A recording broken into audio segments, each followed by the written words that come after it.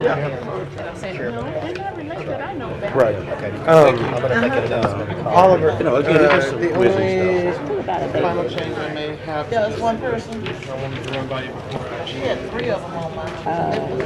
Okay, or James Flurry too. We've got you a infrastructure. No, I'm happy with that. Happy. You're ready. Turn over that 4 years of that. I'm happy for somebody else to choose. I'm sure. No, I did it the first year. Oh, you did? Yes, I did. Absolutely. But it's an involved one. I mean, it can't. No. Public safety first. I believe so. Or either I was on the committee. I may not You have were chaired on the committee. I'm gonna have to check my notes. I was the it. chairman Yes, then. indeed. Yes, indeed. You know, Y'all want to fight over it? You want to fight? no, I just want to make sure my memory, you know, when you get to be my age, you start forgetting. I don't think he's Forgetting ready yet. things. My memory Sure. is admittedly poor these days. So. That's a good sign. Am I supposed to put my password in there? So these are good except for that one change. So yes, if you're comfortable, James, we'll put you on Oh, chairmanship. these emails. I just need to get Otherwise, these into are what we own. accurate. Then just close it. Right, then it pop back up. How old are you? All right, thank you. I mean, that's not. You have to remember to turn it It's so cheap. Please, so many. It makes it hard for me to get to my buttons and things. And I have to get down there and face.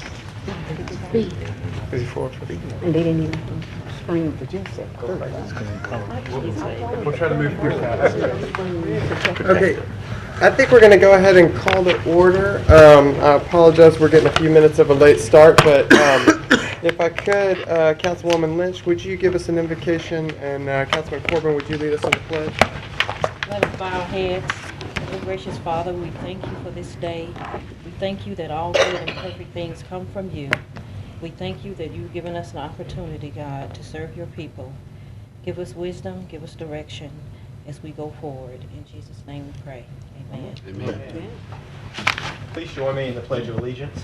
I pledge allegiance to the flag of the United States of America and to the republic for which it stands, one nation, under God, indivisible, with liberty and justice for all. All right. Madam Clerk, will you call the roll? Mr. Bradford? Mr. Present. Everson? Here. Mr. Jenkins? Present. Mr. Corbin? Here. Mr. Flurry? Here. Ms. Lynch? Here. Mr. Bowman? Here. All right.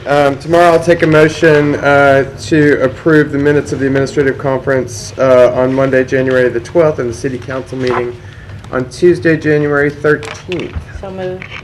We'll do it tomorrow, but thank you for that enthusiastic. Okay, at this point, do we have any city council members that have any awards, recognitions, or distinguished guests that they'd like to communicate today? Just one question, really, for Mr. Sibley. Will we have NLCOG here tomorrow? I think No, we sir. mentioned it last time. They're not scheduled just yet. It's still being coordinated through the mayor's. Okay. The mayor's office.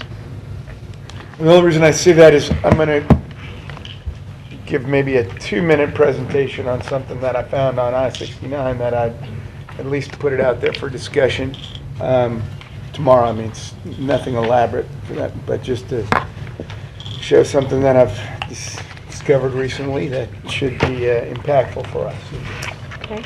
Maybe not in a positive Good or way. bad, yeah. In a positive way, huh? I wish it was a little bit more positive. Hopefully it'll spur on something from our end at this. Okay.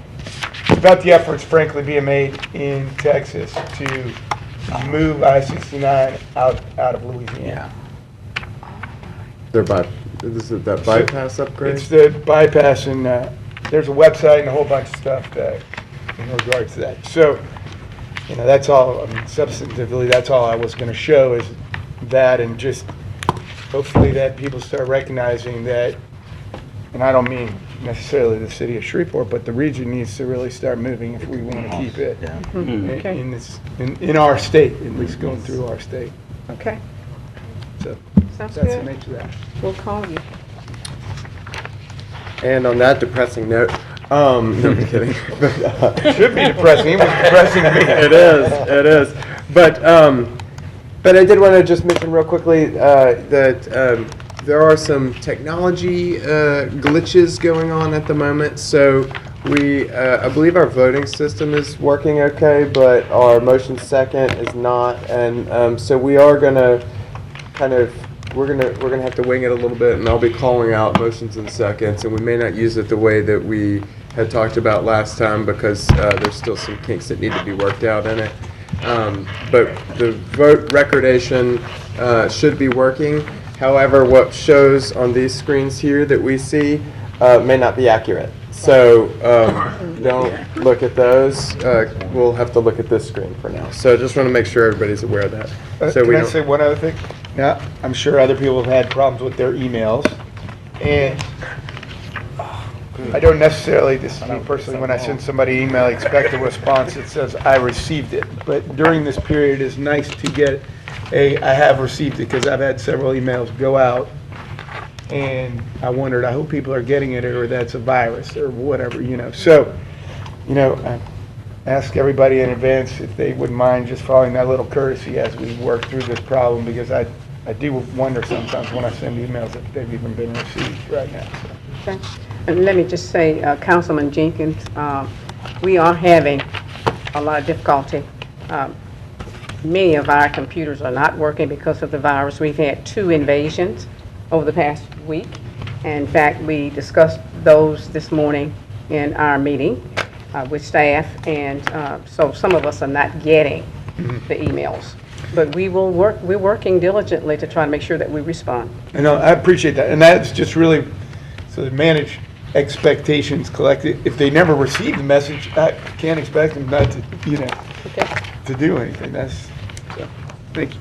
Well, it has been, this series of viruses that are going around right now have been very pervasive throughout, not just our city, but all over the place. So good to be mindful of those. Any other communications? I did just want to express sympathy and our concern with Councilman Bowman. His father, I know, is having some medical problems right now, and we certainly understand, and our thoughts are with you, and our support is with you as well. So if there's anything we can do to help be accommodating in this time, let us know. And also, I did want to mention an expression of sympathies to Jackie for her husband has lost his mother, and our thoughts and prayers are with you all as well at this time, certainly. At this point, Mayor Tyler, do you have any awards, recognitions, or distinguished guests? We have no awards or recognitions, but we do have recognitions of 2 guests, soon to be staff members, we hope, by tomorrow. These 2 are going to be joining our staff, we hope, after the confirmations tomorrow. Mr. William Bradford Jr., will you stand, please? And Mr. Brian Crawford.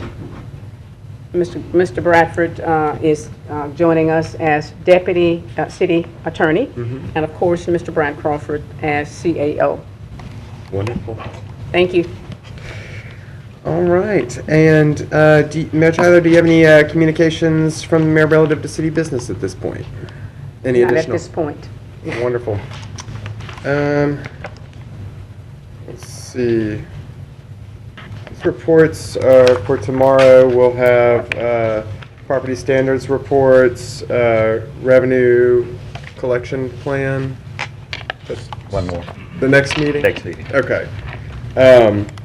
And then Same with surety bond. we do not have, we have the master plan tomorrow, correct? Correct. Master plan report. Okay. There's no public hearings scheduled for this meeting. And now we are at adding legislation to the agenda, public comments, and confirmations and appointments. Mr. Sibley, will there be any legislation added tomorrow? Not that I'm aware of, Mr. Chairman. Mr. Chairman, I'm sorry. I'll come back after Mr. Sibley finishes. Oh, that was it. We have none to be added. Okay. In anticipation of the confirmations to tomorrow, I want to ask a couple of questions to these 2 candidates for confirmation, if you don't mind.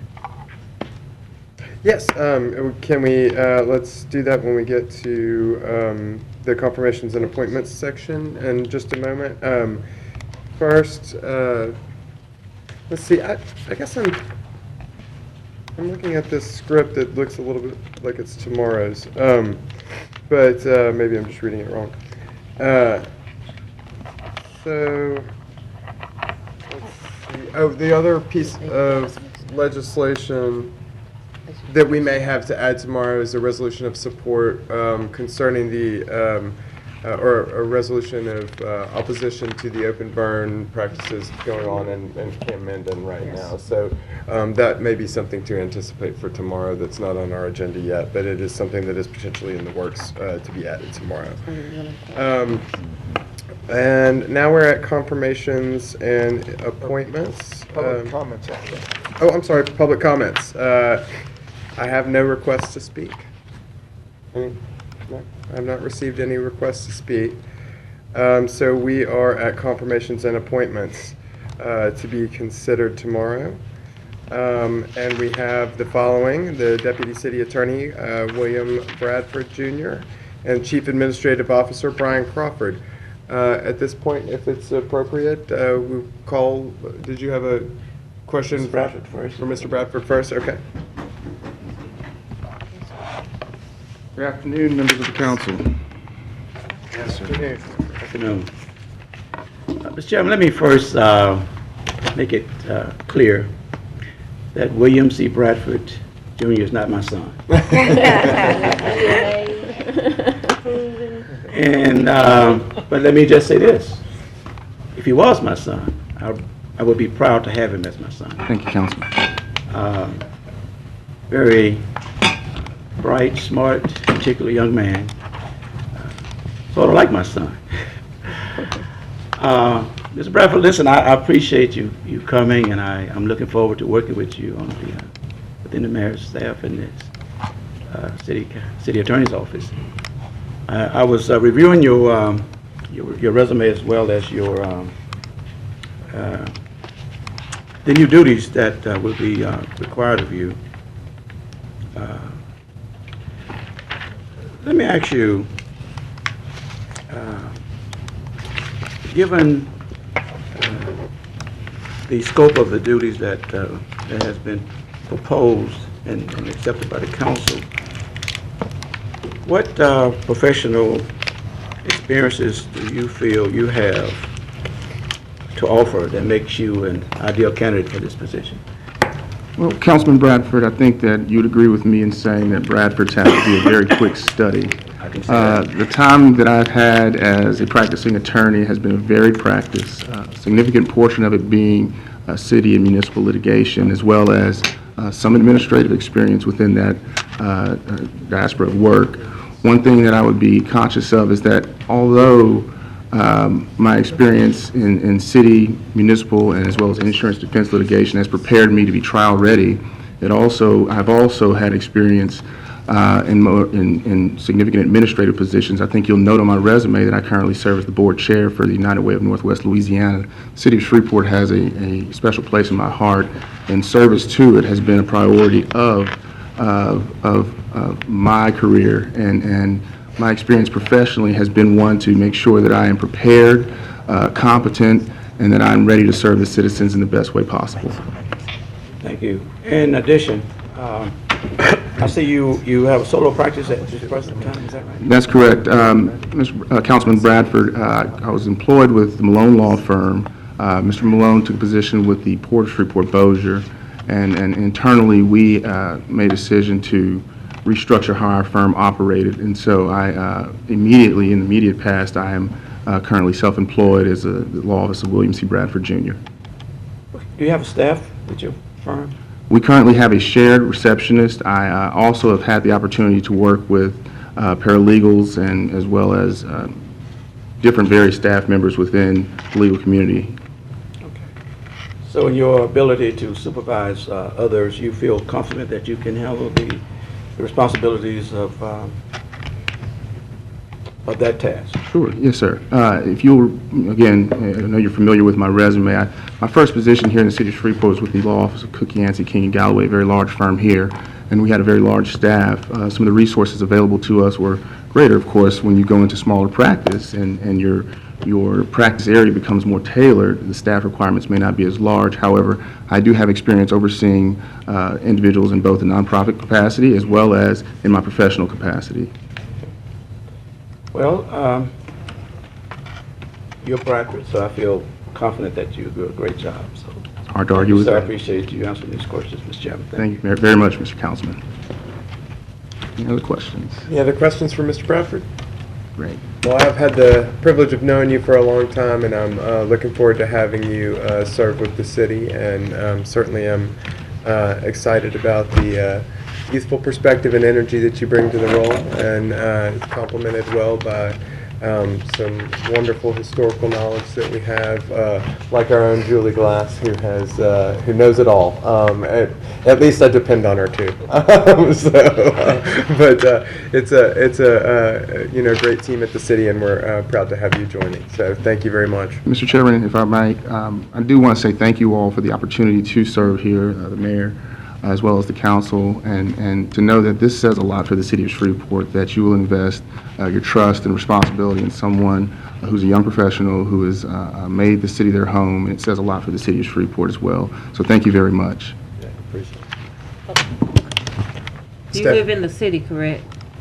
You live in the city, Caddo Parish? Yes, Councilwoman Lynch, I do. I'm a proud resident of Shreveport, Louisiana, and I've been here all my life. What district do you live in? I live in District G. It's a There you go. great representation. That's good. All right, and I see we've got Brian Crawford here as well. Welcome back to the arena. Good to see you, Brian. How are you? I feel like I never left. Does anybody have any questions for Mr. Crawford? I do, Mr. Chairman. Mr. Bradford? How you doing, Mr. Crawford? I'm doing fine, Councilman. How are you? Okay. Hadn't seen you since our Christian services days together. That's true. Yes, And I sir. appreciate your service on that board with me. You as well. We work together to provide shelter and meals for many people over the years. Absolutely. And you were very valuable, and your position there was very crucial in receiving some of the resources that we did receive. So Yes, sir. thank you for that. Mr. Crawford, I just wanted to say first that, and again, looking at your resume, Yes, sir. you have compiled a very impressive resume over the years. But at the same time, your background mostly is in firefighting. That's correct. So my question to you is, and I researched some of the preferred qualifications of a CEO of a city. And Yes, sir. You don't necessarily have some of those credentials, but what professional experience and education do you feel you have that best qualifies you to be the CEO of a city of this size? Thank you for that question. I think the first thing I have more than anything else is I have a heart for service. I love this community. Went to Southwood High School, Walnut Hill Junior High School. It was my home for more than 30 years. And so it's like the new firefighter recruits I got when I was the chief both of Shreveport and Plano. I told them, if you have a heart for service, I can teach you the technical skills. And so I have that heart for service. The technical skills came about through the generosity of the city of Shreveport and having me rise up through the ranks of the organization and learning critical decision making and professional development along the way. With the city of Shreveport, as fire chief, I oversaw 600 personnel in 5 different divisions, a $50 million operating budget, retained a Class 1 rating. As the assistant CAO, I oversaw and was the budget director for a $1 billion budget, $500 million in general fund and other reserves, and then $500 million in capital projects for a year and a half. In Plano, Texas, mostly reverting back to my fire chief days, I oversaw a firefighting force of 350, a $47 million operating budget, supervised critical skills. And one of the other things, when I was the assistant CAO, I also was the interim water and sewer director for almost a year. And so learned more about lift stations and sewer mains than I had probably ever wanted to know, but I think certainly it comes in to be beneficial assuming this role. And so I think, my job, more than anything else, is to make sure that operational and organizational effectiveness and fiscal efficiency is accomplished in completing the mayor's vision. And I can do that. I've proven it in my past work history. I've only been as successful as the people that I have surrounded myself with. And so there's a very talented group, starting with the mayor and her office. There's a very talented group of people sitting before me today that I look forward to embracing the challenges that are many. And but one of the things I've learned about leaving Shreveport and coming back is there's nothing unique here in our challenges. They can all be overcome. It just takes a strong vision, and the mayor will provide that. The council, work ethic. I think you've demonstrated that already in your short tenure, especially the new members, and wanting to move this city forward. And that's why I'm here. I'm here to assist the mayor in doing that and work as an instrument for the council and really take off this coat, roll my sleeves up, and do the city's business. John F. Kennedy said that we do these things not because they're easy, but because they're hard. And so we've all chosen these roles. You've chosen your role as a council person. I've chosen my role as the CAO. The mayor has chosen her role as mayor, not because it is easy. This is hard work, and I'm ready to get some hard work done. I'm sure you've become familiar with the city budget. Yes, sir. You know how much it is? Yes, sir. $225,400,000 is the general fund budget. I believe the overall budget is somewhere under $500 million. Right. And how do you see, let me tell you what I see. Yes, sir. I see the city of Shreveport not only as a city with over 200,000 customers. Yes, sir. I see city of Shreveport as a $500 million business. Mm-hmm. A $500 million business. Yes, sir. A business with a $500 million should be able to provide the services to its customers almost without delay, $500 million is a lot of money. Yes, sir. The needs of this city are great. Do you see this as a business? Absolutely. I think running a government as a business model has been proven to be effective in the past. I think it's something that this mayor is committed to. I think she's committed to having a level of expectations not only for herself, my office, the department heads, but holding people accountable to meet those expectations.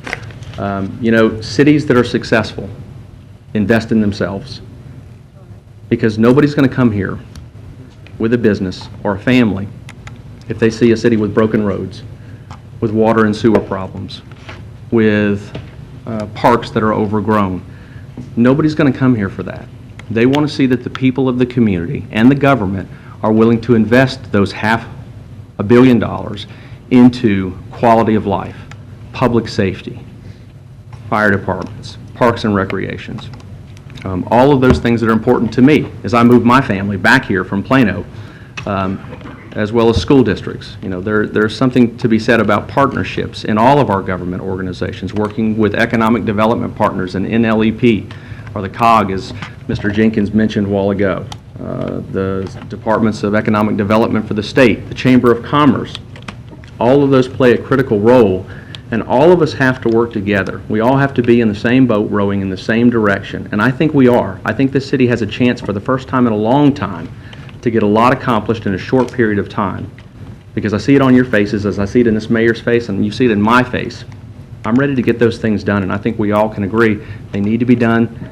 They're there. We're public servants, and it's time for us to get back to work. Mr.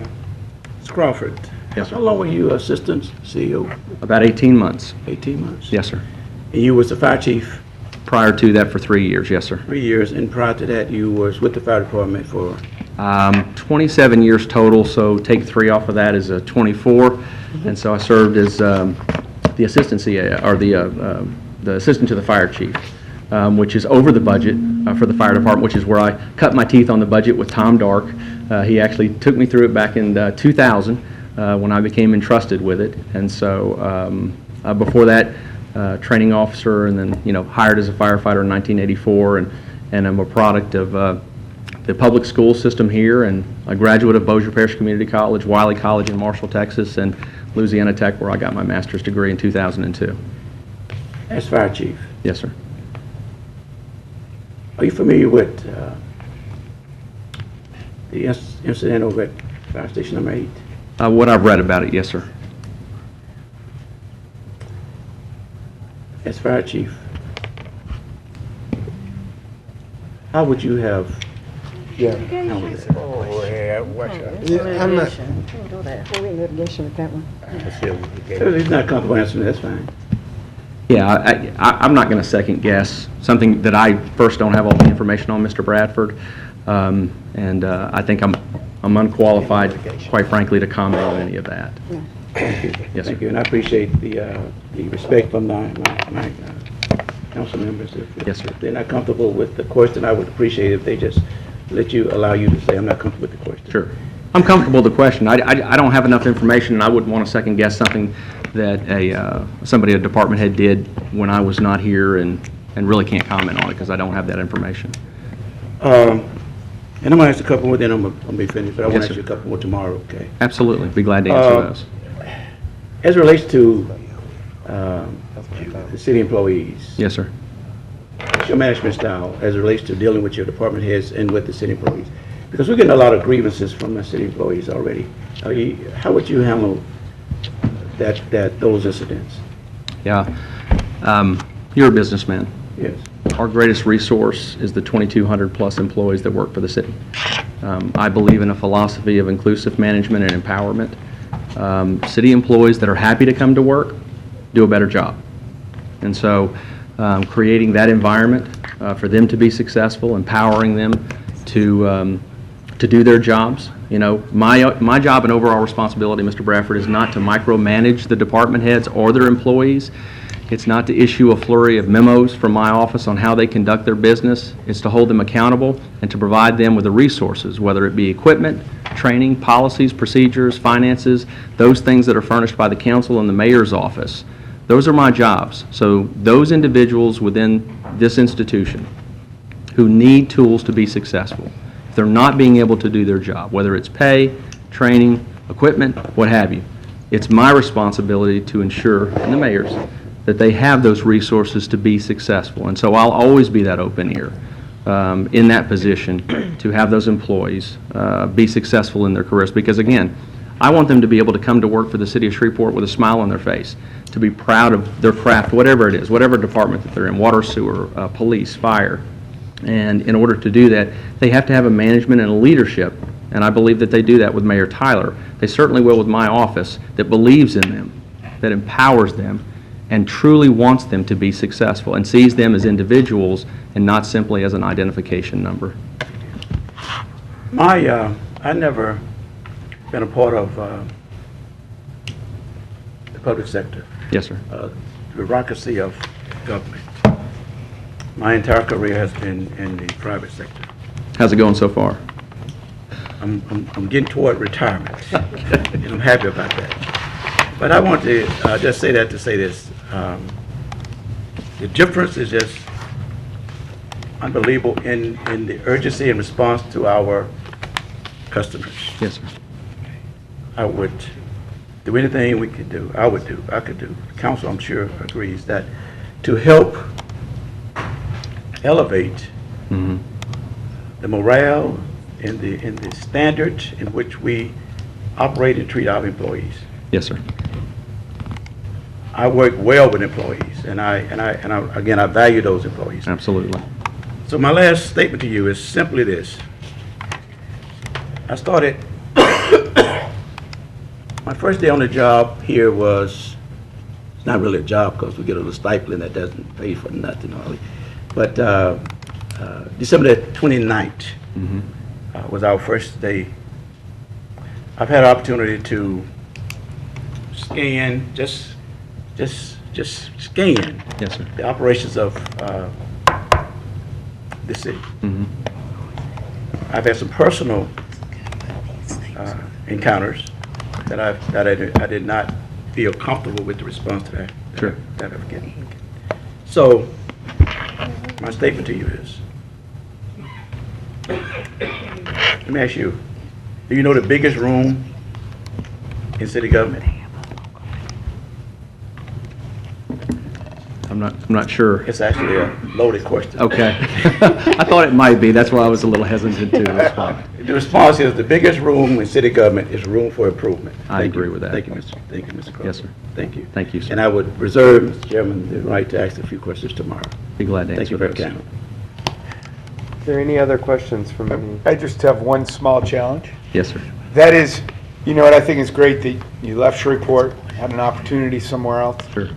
And, you know, my challenge is for maybe to bring back some of those things you may have learned in Plano that we can use here. And I think there's, getting an opportunity to see how it's done somewhere else is something that maybe historically we have not had a lot of that in our local government. And so I think there's a great opportunity, even though it was a short stint over there, your involvement with that city and how they govern that city is something that I'm really excited about.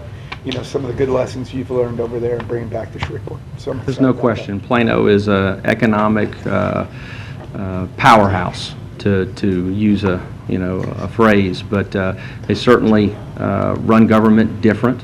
The community has got immense buy-in to what they're doing over there. There's great communication, and the one thing that I learned more than anything else is everybody's pretty much on the same page, from the Chamber of Commerce to the council to the city manager's office to the mayor. And so I see that here, and I can tell you, quite frankly, if I had not seen that opportunity with this elected council, this great mayor, I would not be standing before you today. But I believe we have that opportunity, and Mr. Bradford, you used the word sense of urgency. And I believe that we have an opportunity to seize that sense of urgency that the public is demanding right now. And I'm here to help you do that any way I can. Thank you, sir. All right. Thank you, Mr. Chairman. Appreciate it, Brian. Yes, sir. Ms. Mayor. Mr. Chairman, let me just say this, and in all due respect to my colleagues, City Charter gives us the privilege to question candidates for confirmation.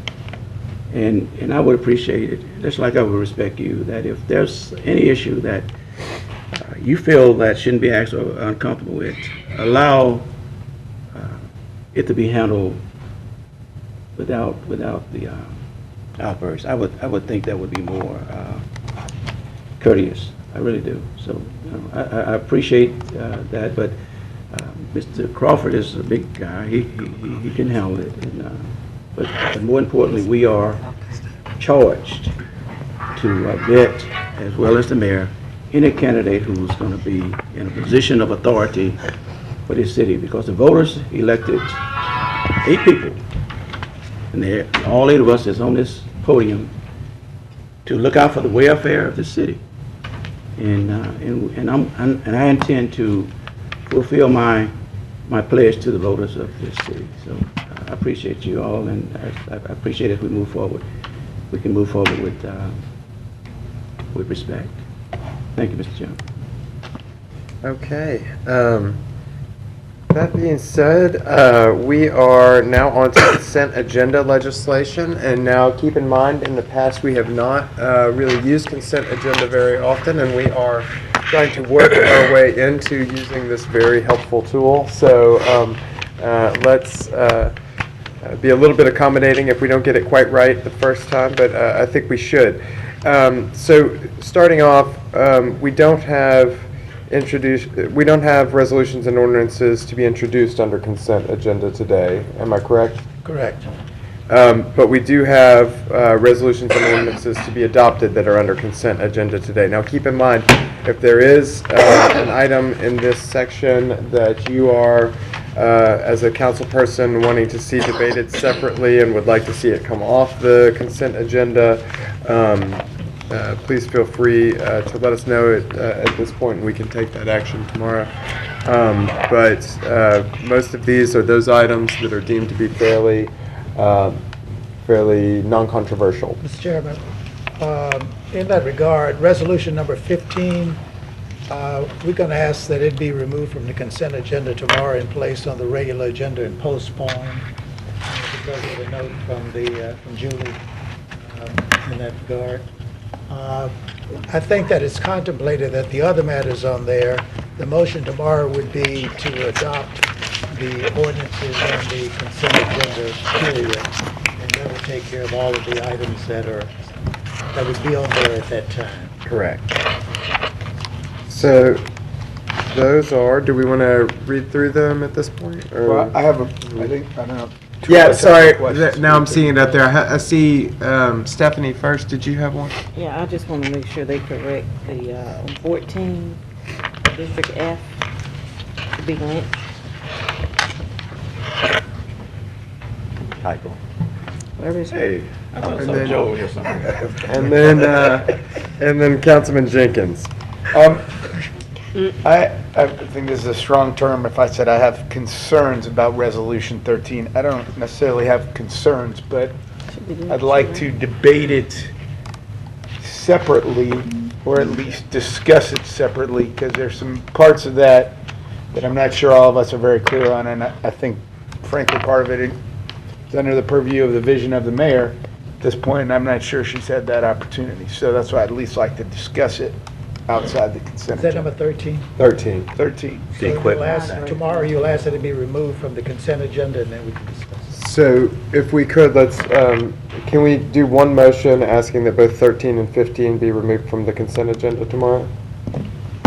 That's appropriate? Yes, Make let's that- do it tomorrow. Okay. That's Okay. okay. So we'll have that motion that we'll be looking for.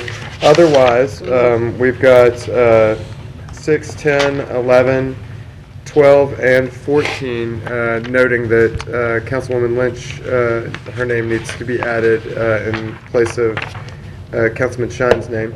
That being said, are there any other questions or concerns about those pieces of legislation? Okay. Well, that will be our first consent agenda in a long time, and hopefully that'll go well. Let's see, regular agenda legislation. Mr. Sibley, do you want to? No problem at all, Mr. Chairman. Just want to be sure there's no need to read the consent agenda legislation. That's correct. Okay. Going to regular agenda, Mr. Chairman? Correct. Sub A, resolutions on second reading and final passage, or which will require only one reading. Resolution 7 authorizes the acceptance of a donation of a title sponsorship for the 2015 North Louisiana Economic Partnership Annual Meeting. And Resolution 8 authorizes the execution of a retainer agreement with Winchell and Joseph LLC.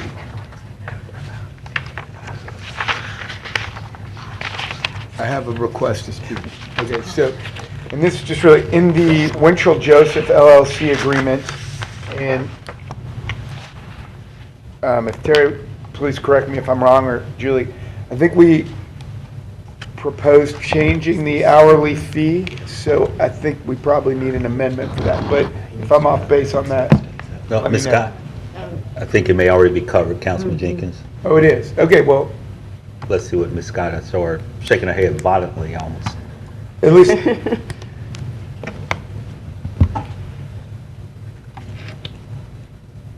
Mr. Jenkins, you're correct. During the budget meetings last year, there was a discussion about increasing the hourly rate that's paid to contract attorneys from $115 an hour currently to $125.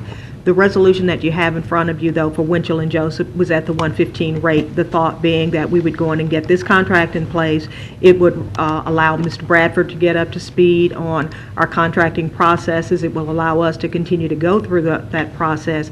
And our intent was to bring all of the resolutions to the council at one time to authorize the amendment in the agreement. okay, no issue then, just, Councilman Corbett. Thank you, Chairman Everson. For Resolution 7, the NLEP annual meeting, is that an annual meeting of partners and contributors to NLEP? That's my understanding. Yes. And if so, I guess I'm looking for some logic of why it's important that we sponsor that, or that we be the title sponsor if it's not people that we're actually recruiting to come to Shreveport. Okay. Let me attempt to answer that. Each year, it's my understanding that the organization or the partner who would like to have more of a brand, so to speak, in this annual conference, we have an opportunity to either introduce the speaker, the guest speaker, or we have the opportunity to do something else that's outside of what the other partners are doing. And our city, I think, is going to be kind of highlighted with economic development. And this is no money to us, actually. It's just a pass-through. But what Mr. Martinez says to me is we had more money donated to us from various companies. And if you want a title sponsorship, you may have that. We've not been as active, I'm told, with this organization. Even though we have approved money to be given each year, we've not been as active. But the title sponsorship will allow us to actually highlight what we would like to do in Shreveport to work with NLEP. So we're not paying any more money, but we are going to receive monies from, NLEP, because they got more money from different partners if we wanted to do a title sponsorship. And I'm going to be on the program, and we'll be pushing Shreveport. Okay, thank you. Okay? Also, keep in mind, NLEP represents it's a regional organization It does. representing a large portion of the state. They are hosting the meeting in Shreveport. It will be At the people convention coming center. into our community Yes. to, be hosted at a local hotel Yes. and that kind of thing as well. Shreveport So, Convention Center. correct. So, so there are some immediate benefits in that respect as well. Let's see, any other? One last question, Mr. Chairman. We received the invitation in our package this afternoon.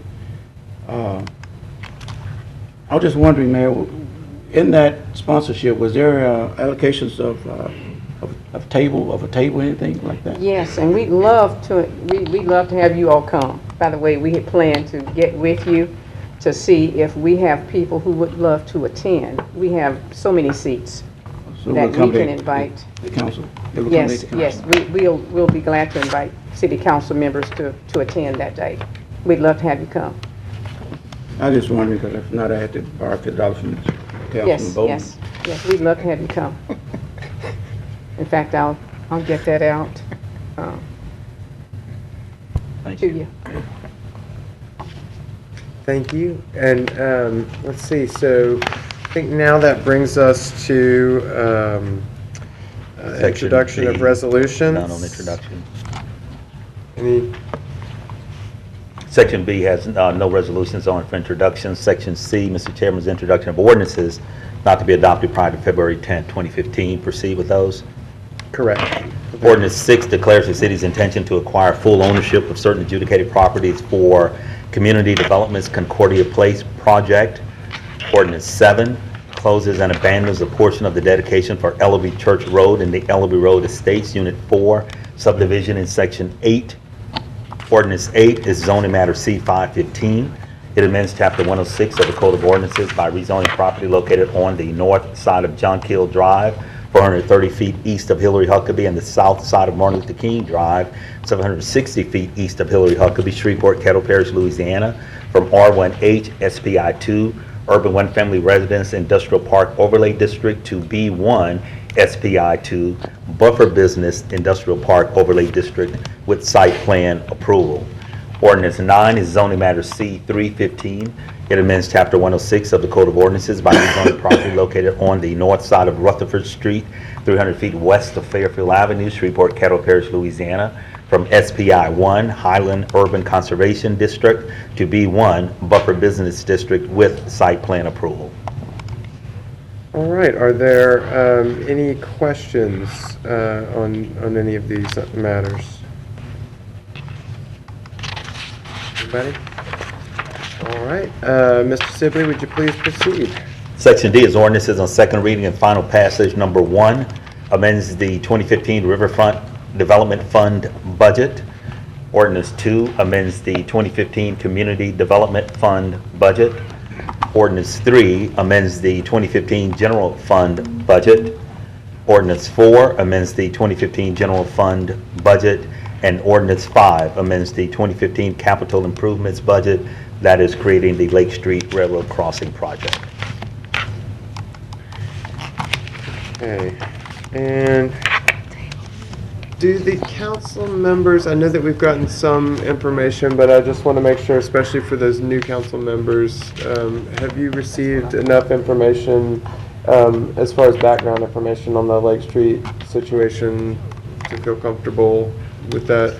Mr. Chairman, I do have reservations in regards to the hotel living up to their part of the agreement. Where are we with that? Have they made good faith efforts? The way the contract is written, they are required to put up, how much was it, Dale? 400,000, Robert? 400,000. 400,000? As a matter of fact, council members, y'all should have received, and may have received a copy of the draft agreement with the ownership group. We did. That agreement has not yet been executed.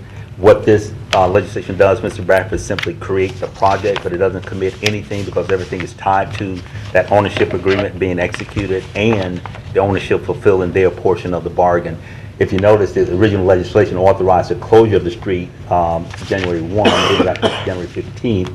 We haven't closed that street off yet because until all these agreements gets executed, what the mayor didn't want to do was go forward with a closure.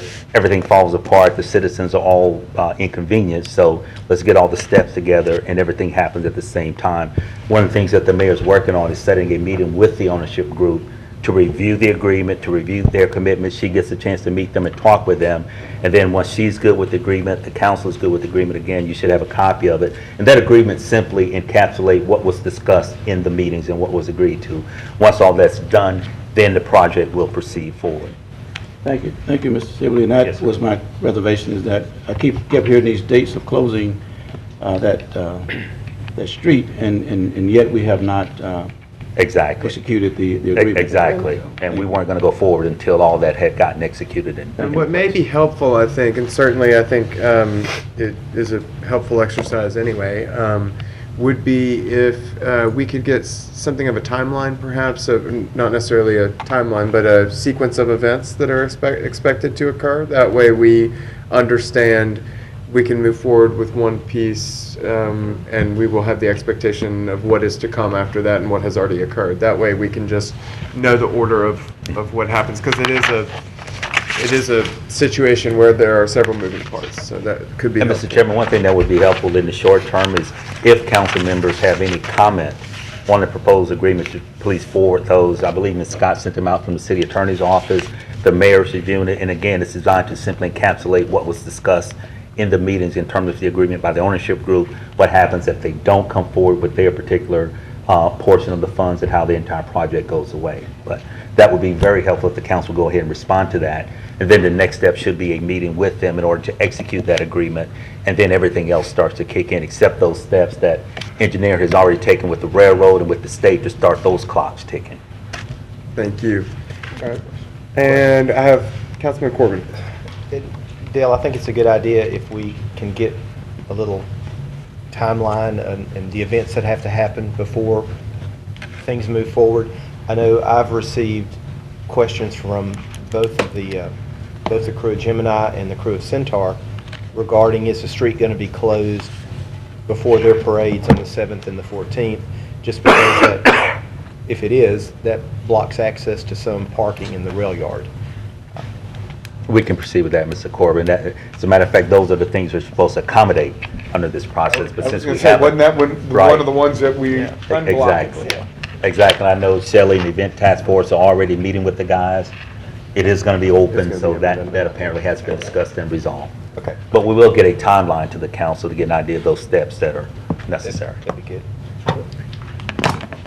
Councilman Jenkins. Okay, and first one to admit, I definitely received the email, but I have not gone through the contract. So with that mulligan on the front end, I'll call it. So I look at the funding source of 2014 GOB Proposition 3. So we're really 2011 GOB, right, obviously. Part of the But- second sale and For the second, I understood that.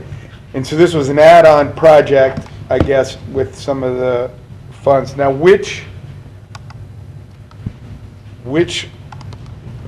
I don't know if I should say budget line, but you know, we had some that were in certain sectors. And which one is this, is the 200 coming from specifically, i.e., what are we giving up essentially for adding this project on here? Councilman, as far as the $200,000 is concerned, originally the 2011 bond issue included $2.2 million for the construction of the Murphy Street Bridge. As explained previously to the council, the city was able to convince the state to pay the entire cost of the construction of that bridge. Therefore, we can repurpose the $2.2 million in the bond issue to other projects. So, and I understand that part of it. So in that sector, since that was a specific project, right?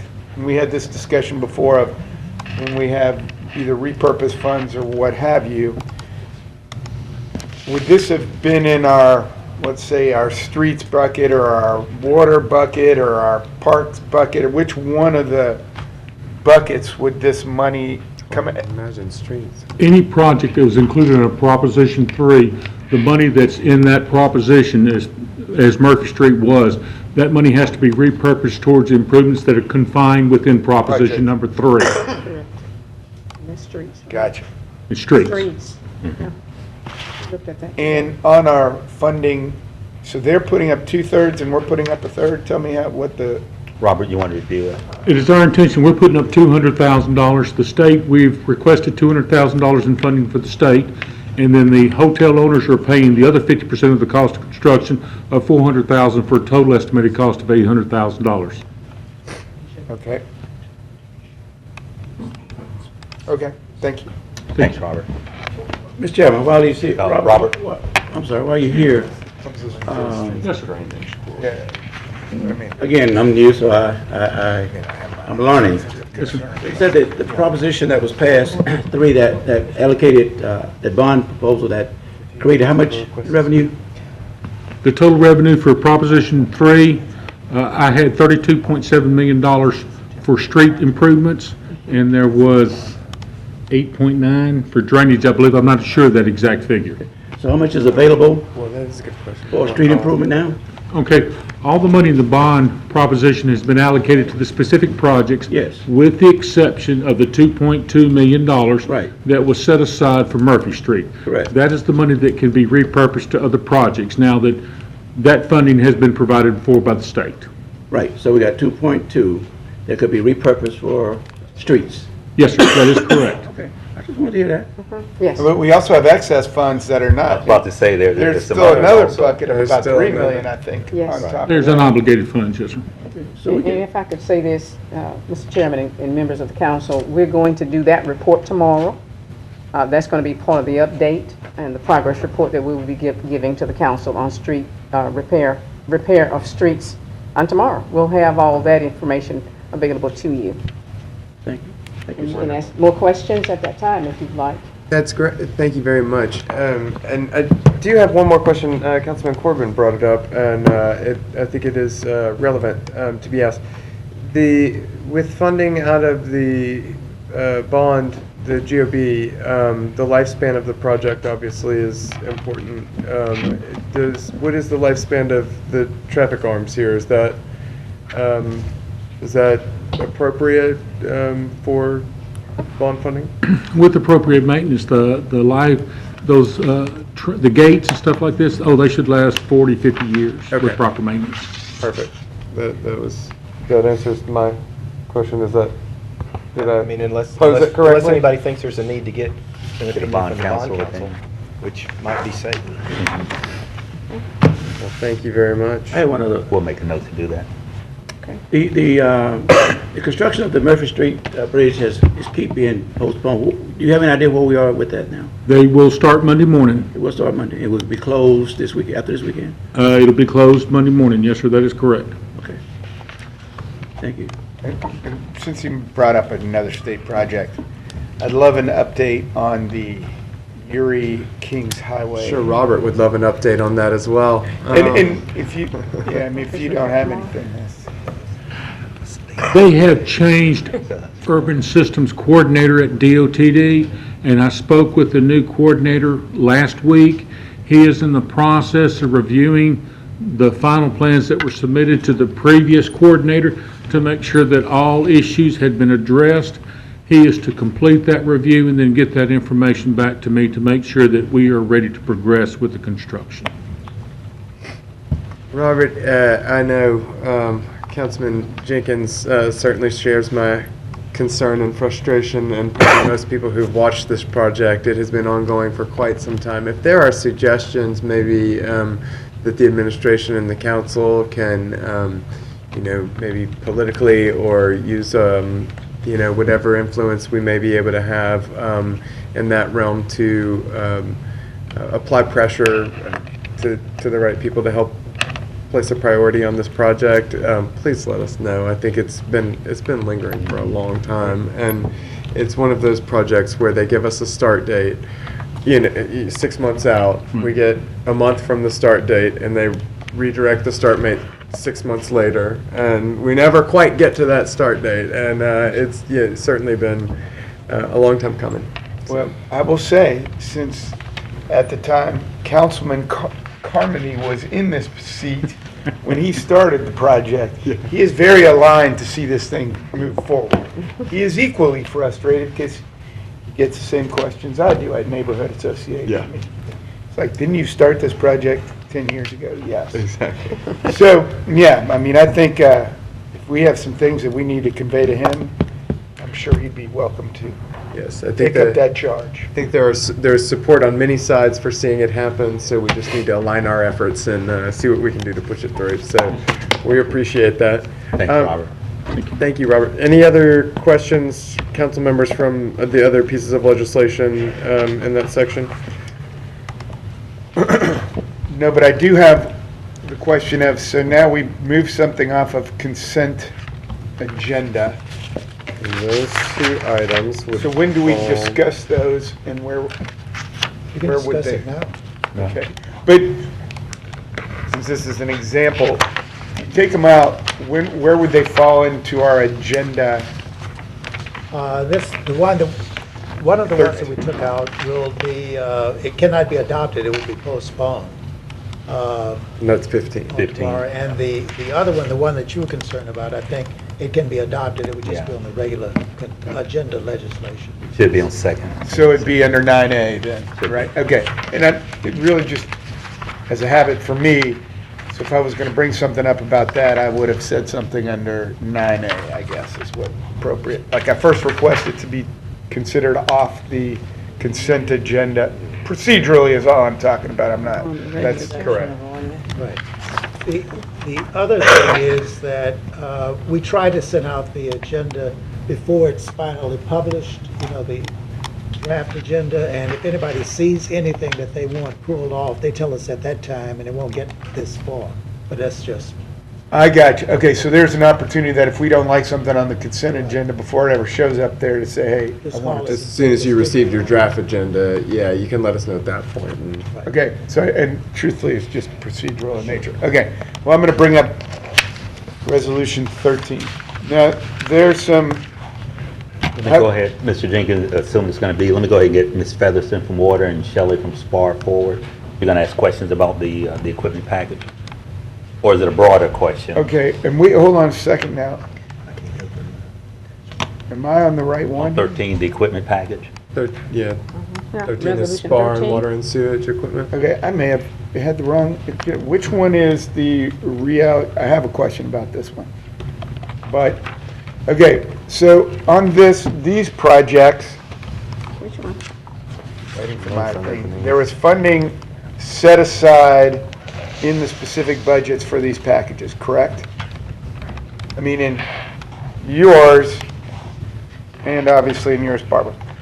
Then, the proposal here, so I'm clear, is we're going to allocate revenues from the water and sewer consent decree funds?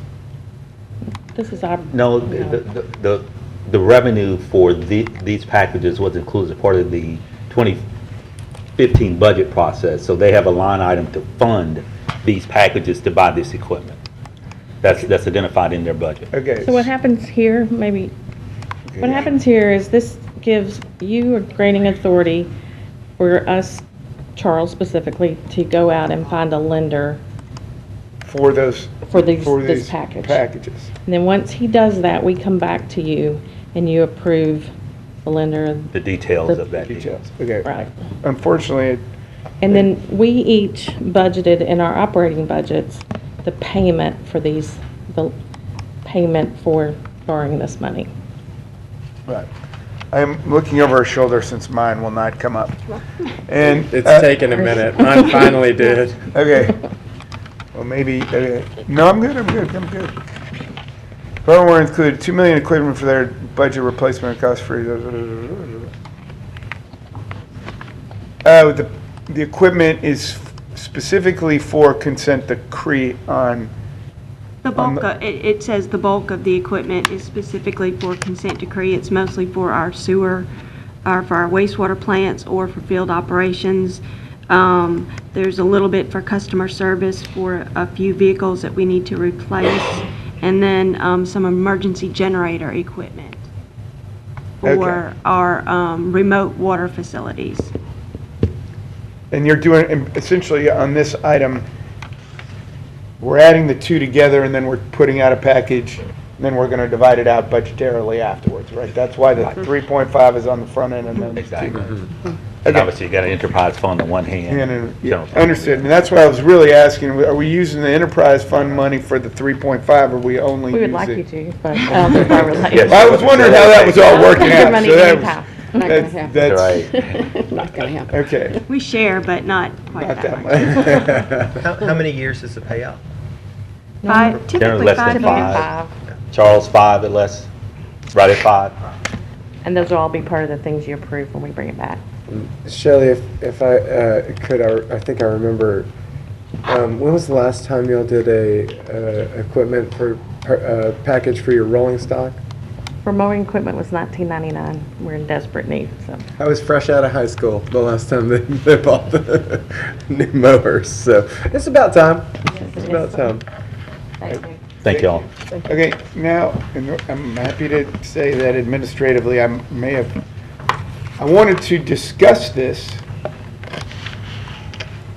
But now that I've discussed it, I'm happy for it to stay on the consent Well, then agenda. there's no need I to mean, you make- see, my problem here, if I have to ask questions, maybe tell me procedurally how That's we're what supposed today to. is for, so, Yeah. so Don't have to take what it we off would the do is tomorrow, if you still feel like it necessitates a separate discussion and vote, you can make that motion to remove it from the consent agenda tomorrow. If you're comfortable with what you've heard and what you know now, you don't need to make that motion, and we will just entertain a motion to remove 15 from the consent agenda, which needs to come off. Thank you. So, if that's good. I mean, everybody probably knows this already, how to do this, but I'm a slow learner. No, it's new for us all. We'll get there. But I think it'll be a speedy tool once we get accustomed to it. Let's see, Mr. Thompson, is there any tabled legislation for the council to consider? I'm not aware of any, Mr. Chairman. Okay. And that brings us to appeals. Do we have no property standards appeals today, or? Oh, no, we did. I was gonna say, I think we got plenty, but somehow my script says we have no. So, looks like a list here on the agenda, though. Wishful thinking, Mr. Chair. I guess so. It's a pretty day out there, Dale, I'm thinking about that. Good afternoon. We do have 5 cases today. And I will give you a brief history of some of these because of the fact that, and I'll make it very brief. Our first case is 1220 North Hearn Avenue. This was a case that we cited in January the 8th of 2013. And Mr. Bradford, this is in your district. I'm familiar with it. Yes, sir. When we cited this structure January the 8th of 2013, we found that it was 70% burns. We did cite it. The owner, Brandon Patterson, doing business as Patterson Funeral Home. We had to wait until the fire inspection was done, of course. and after which it changed ownership. Once that occurred, the owner did file a 10-day notice.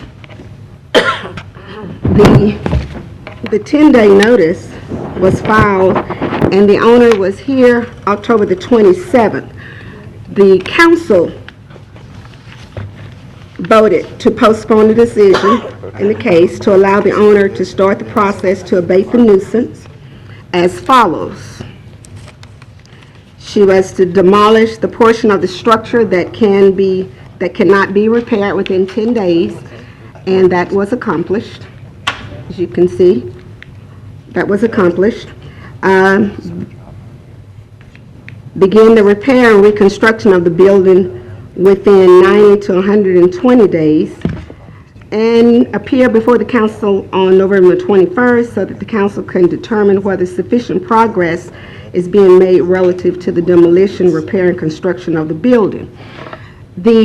Everything was done. The care premise was taken care of. The part that was burned was taken care of, but the reconstruction has not begun. There was a 90 to 120 days. That 120 days is up February the 23rd of 2014. She was here November the 24th. The owner was present. The council voted to continue the case until today, and the owner is present.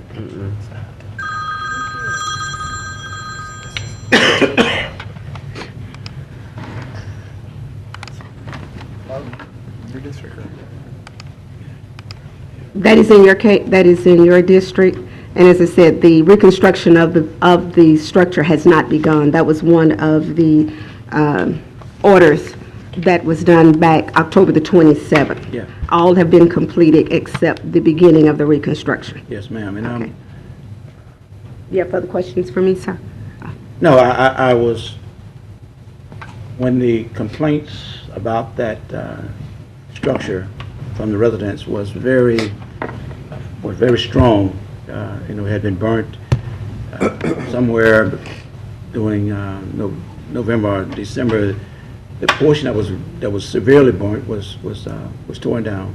Yes, sir. And the other part, I have not received complaints about the standing structure, but I would like to know what the intentions are for that standing structure, and what do you recommend for this resolve?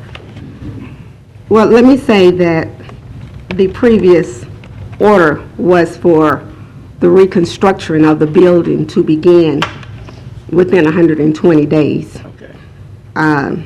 And she still does have time because that time does not expire to the 23rd of February. So she is here, and that may be her intention because that was the order, and she can speak to that effect.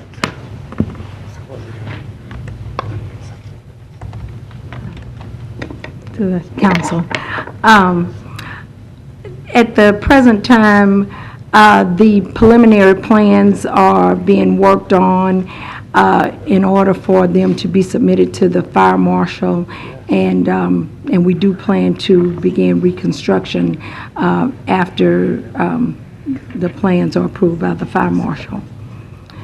I frankly was under the impression that I had until March, but we are in the process of working on the reconstruction. I mean, you're here, and like I said, the real eyesore and the condition that was most unwanted and voiced by the residents there has been eliminated, eradicated. So you don't have a real timeline on when the fire marshal would approve it? No, I don't on that. And you, but Because you don't know have how the long it's design going to take. and you're ready to move forward. Yes, sir. So the expiration of the agreement expires next month. Yes, February the 23rd. And what I would suggest is that since she is having the plans drawn, since there, and I understand about those, that we would allow that to continue. She needs to contact Property Standards to let us know and keep us apprised of when those plans are complete. And I would like for that to happen periodically. I say every 2 to 3 weeks for her to contact me. We can exchange that information. But I'd like to keep abreast of that. Because of that, maybe at that particular time, maybe 60 days, we could come back and see where we are on the plans, the reconstruction, and see if that's done. Hopefully by that time, they will have started. Mr. Director, I would agree with that, but I would say, Ms. Patterson, are you Ms. Patterson? Yes, I am. Okay. If and when the reconstruction has started, regardless of 60 days, but I'm sure it's going to be before 60 days, I would be in a position to suspend the appeal and let her move forward in doing that, because I think once the construction is starting, then I think there will be no reason to hold her within the obligation of the continuance. Would you agree? We would like to follow this to the end, and I'll tell you the reason why. Not that this may happen, but as far as the complete demolition, we will be working along with, of course, permits and inspection, but to make sure that it is completed, which that could be continued for a distance of time, but I prefer not closing it until we are sure that it is almost completed or to the completion of it. The completion of the Yes, sir. of the renovation. Yes, sir. Too many times, good intentions, sometimes things happen and they are left. So rather than to start this process over again, which we would have to, I prefer keeping it open until it's done. Well, again, I could support that, but at the same time, I was just realizing that if somebody was investing the resources that was going to be invested to start a project and a construction of this magnitude, that they would not start to exercise that expense and then all of a sudden terminate it. So, but Ms. Patterson, are you prepared to report to Ms. Farrell the progress on a maybe 3-week basis? Yes, sir. You can do that? Yes, sir. Well, we'll just continue it until Farrell feel that you are again honoring your word in the construction of it. Okay? Yes, sir, I'll do that. Thank you.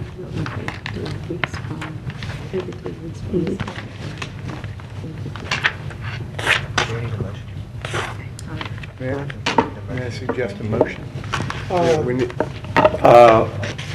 Well, the motion is the motion that has been approved is up until the 24th of February. Is that right? So Yeah. we want to extend it another.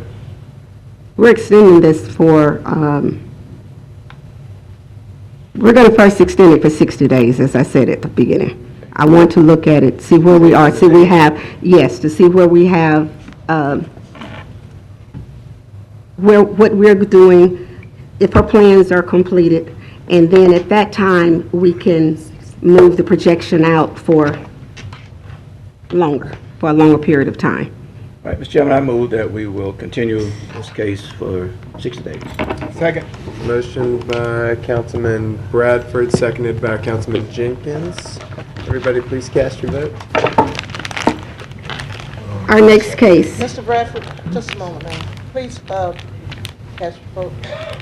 1 second, Dorothy, we're trying to make sure. It looks like 7 affirmatives, if that's accurate. Okay. Mr. Chairman, for purposes of the record in our letter that goes out, it's continued to allow her to complete the plans and to begin construction Is that the Correct, purpose of and the then, contingency? yeah, and so in 60 days, she'll return to make sure that that progress has been achieved. Is that, Mr. Bradford? Yes. Now, we are still in Mr. Bradford's district with 3103 Mott. 3103 Milam, the owner is present. This is a structure that is, we've had a lot of issues with this property. It's been sold several times. It's sitting next to a bus stop. It's, as I said, it's changed ownership several times. The owner is present. I'd like for him to come up. Right now, it's not a demolition, but because the structure itself is sound, we had asked him to rehab this, and as you can see, it looks terrible. This afternoon, which I don't have the pictures, but this afternoon, he did go in, he did do some steps, he did some painting, he cleaned it up. However, it's still not enough, and he has been working without a permit. We have already discussed this. So what I'm asking now is that the rehab on this house be continued, that he meet property standards inspectors on the site tomorrow morning, and that I only want to give him 10 days to complete what he has to do. This is a property that we cited back in 13. As I said, he was not the owner at that time, but this has been a sore spot for a long time because police are going in to remove people from it. Just this morning, there was someone there urinating all over the place. It's just a health hazard as well as a safety issue. Our CLOs are always coming into this structure, removing people from it. And as I said, it's at a bus stop. Now, he has done some work on it, but it's not enough.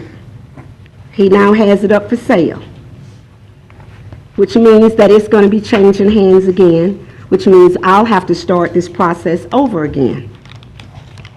I want it repaired now. As I said, the ladies, the owners who live directly across the street are making complaints about it because it's been sitting there like that for too long. Every owner that has had this structure has not maintained it. So I'm asking that, and as I told him, I want it completed. And he had 60 days prior to, from this council. The previous owner went before the Property Standards Board, and I want you to know that every order, when an order is done, it attaches to that property. So the order still exists. I want it rehabbed. I want it finished, and we're asking that he does this in 10 days and meet Property Standards Inspector out there in the morning at 9 a.m. Let me hear from you. Yes, sir. The last. I'm sorry. Oh, my name's Alonzo Sanders. Sanders? Yes, sir. Thank you, Mr. Sanders. The last time I came here, Miss Farnell wasn't here, so it was a guy in her place actually. And when I talked to him, it's on record as a fact. He said that he would be satisfied if the stairs was done. Of course, I had already gotten the description of the things that need to be done, but from my understanding was all I needed to do was complete the stairs. I boarded the house up properly. The neighbors are actually the ones who called me to tell me that someone had broken into it again or whatnot, which has happened 3 times since I've had it, which I've only acquired this property about 3 months ago. I paid about $9,000 for it. My intentions was to actually buy it, flip it, maybe for about $20,000 after I do minor repairs to it. But the only thing I did was actually want to get it up to standards for the city to get it out of violation, not actually fully restore the entire structure of the house or whatnot. But when I came to the meeting last time, and the guy who was present, which I don't know his name, he said that just the stairs need to be completed. But also, upon me working on the house without a permit, I called property standards. This is my first time actually going through this. Never did anything like this before, so when I called property standards, Ms. Farnell wasn't in again, and I talked to a guy named Terrence, and he said that I wouldn't need a permit just to do the stairs or whatnot. So working on it without a permit, that's not something that I intentionally did, in which I just explained that to Ms. Farnell like a few minutes ago. We just discussed this here in this place when I just talked to her or whatnot. Have no problem getting a permit. Financially, I'm capable of taking care of everything with the house. I bought it for $9,000 cash. I've already invested probably about $800 into just the stairs and getting the people to take care of it.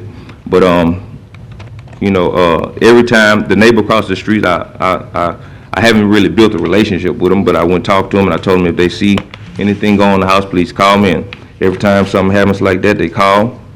But I think the real problem is the bus stop, like Ms. Farnell said, which... Mr. Sanders, I beg the difference. The real problem is not the bus stop. The real problem is the nuisance and the eyesore and the dilapidation of that property. Right. And how it reflects on this city. That's the real problem.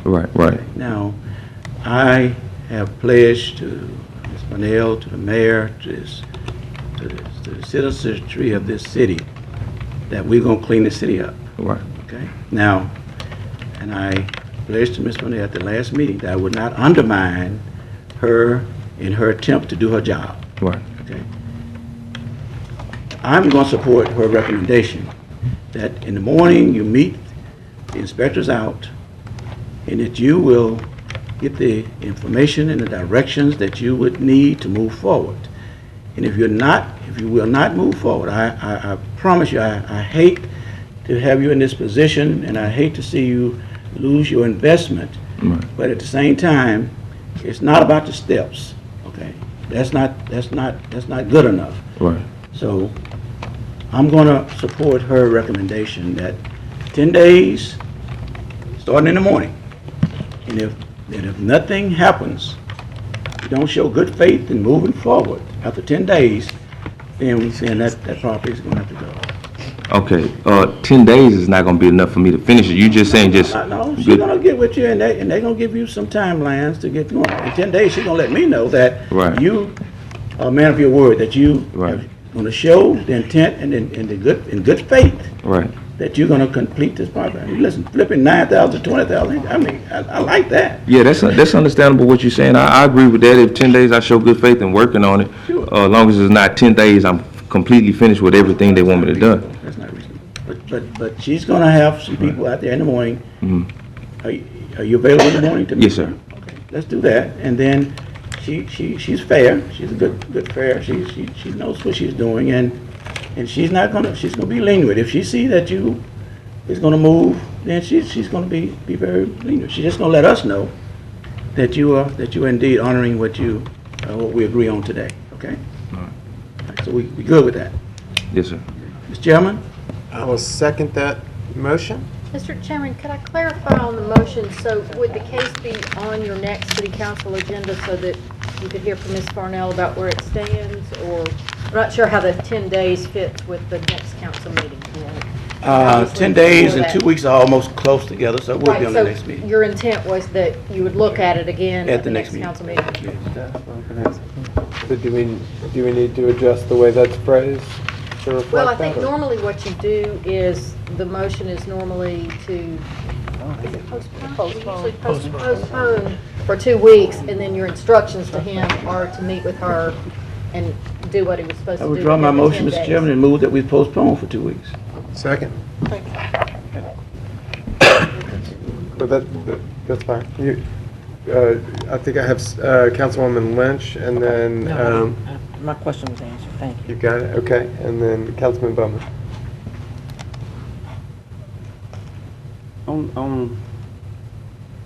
Now, as far as getting am I right, you have no permit, so you have to get a licensed contractor, right? Am I correct? Okay, so what, do you have somebody in mind already, or did you have something? No, I don't have it in mind. So if I get a permit, I might have to get a licensed contractor? I'm going to, certain parts of what he does has to have a licensed contractor. And what I have, I've already talked with permits and inspection. They're expecting him across the hall to talk with them and to find out all the information that he needs. But yes, he has to have a permit, and there are parts of it that has to be a licensed contractor. And again, we will go over that with him in the morning at 9 a.m. Yes, sir. Are we ready for the vote? All right, there's a motion by Councilman Bradford to postpone to the next meeting, and second by myself, second by the chair. If you would, cast your vote. Can you say next meeting, Jeff? To our next administrative council, 2 weeks. Administrative conference in 2 weeks. It looks like we've got 7 yeas, unanimous passage. At 9 o'clock in the morning. Okay. No, we'll get with you at 9 and let you know. Our next case is in Councilman Efferson's area. It is 1622 Crestwell Avenue. The owner is present, Mr. Smith. This is a structure that has gone before the Property Standards Board November the 10th of 2014. No, I am sorry about that. That did not. It was January the 21st of 2014 where it was voted on by the Property Standards Board for 180 days to rehab a demolished structure. The structure was to be rehabbed. Exterior doors, windows, and roof needed to be replaced within 90 days. The care premise and security needed to be abated within 10 days. Part of this was done. The structure has not been totally rehabbed. The roof was not done. It's not been rehabbed. When we were here previously, November the 10th, the council voted to uphold the decision of the Property Standards Board to demolish the garage, and he did address that, and it was done. And it was postponed until December the 8th, which we continued it again until now, because December the 8th, Mr. Smith had said that he could not maintain the integrity of this house because he was trying to restore it. It is a historical structure, although it meets substandard. So my recommendation at this time, he had tried to sell it, has not been done. Nothing has been done to it, so I'm requesting for demolition. So nothing has been done, but I thought that it had been secured and It has been secured, but no rehab has been done. At the time, I thought I'd be able to get the money together in order to do this, but sorry, I'm John Smith, and but at the time, right now, my wife has retired, I've retired, and my money is very limited. I tried to get loans for the property, but I can't do that. So my idea was to sell it. I would like to sell it to someone that's going to rehab it. I don't want to sell it to someone that's just going to establish another property to go, to go as far as, not up to standards. So we met this afternoon, and she's going to give me an address or a telephone number, an individual that does restore these properties, and hopefully that he'll be able to do that. And if not, then I'm stuck with it.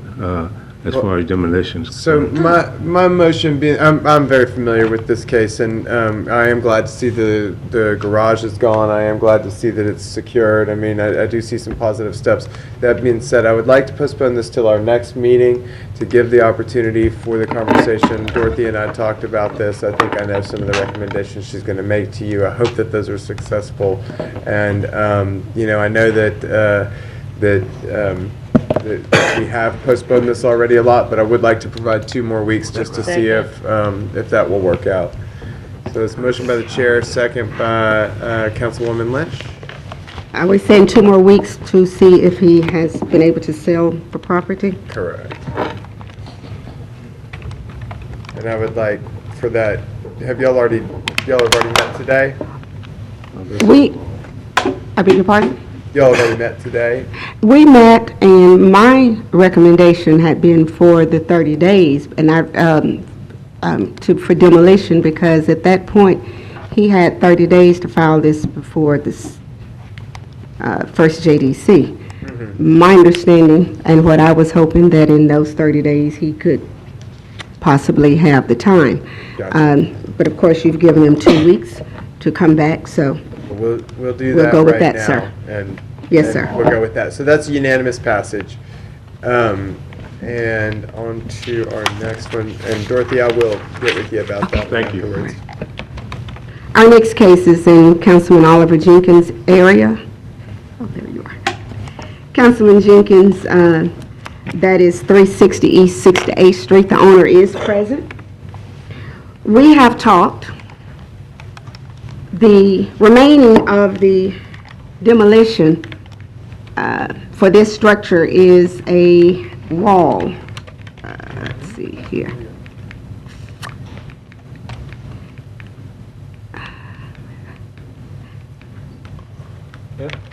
Yeah, that wall is the final piece, the chimney. And we've discussed it. He said that he could have that removed by tomorrow.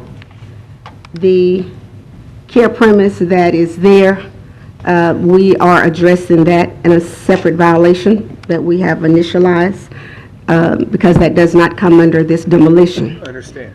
So he is here, and if you have any questions for him. Well, I mean, I can ask either one of y'all, but when does he plan to have the care of premise taken care of? We just cited that, Councilman Efferson. Jenkins. I'm sorry, excuse me. We just cited that, Councilman Jenkins, and so he's been notified, and it has to go through the process, because, as I said, that is a separate violation.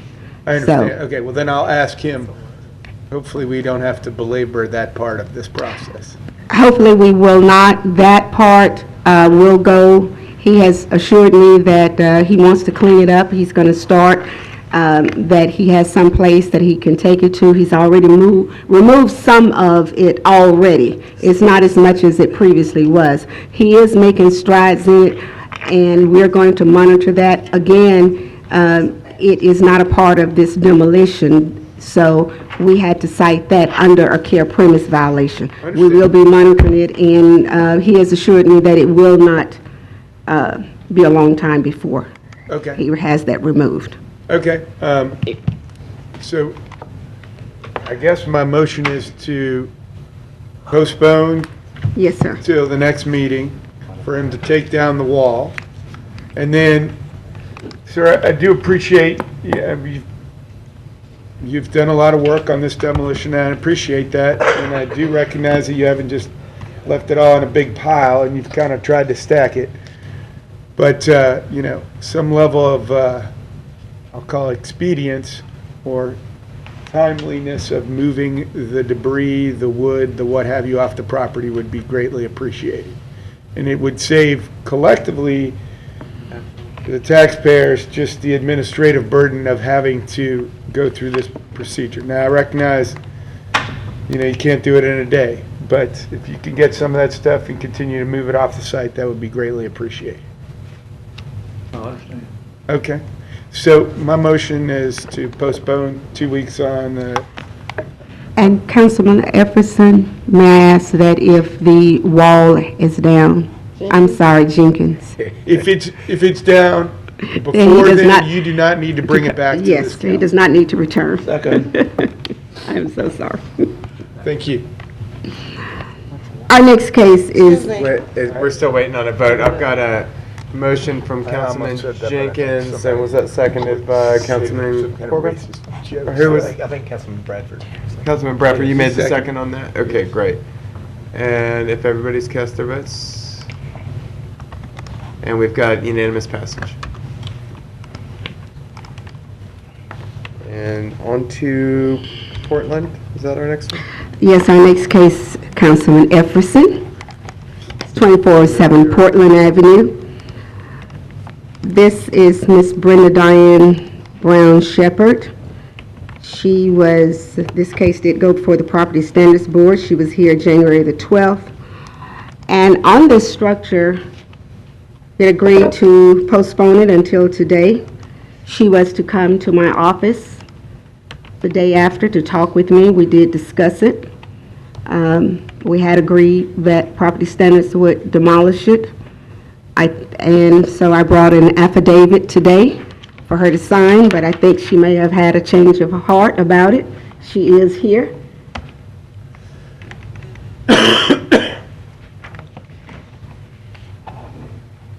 Good afternoon, Council. Since meeting with Ms. Furnell 2 weeks ago, I actually had some contractors to go out and look at the property and give me more of a financial price on what it would be.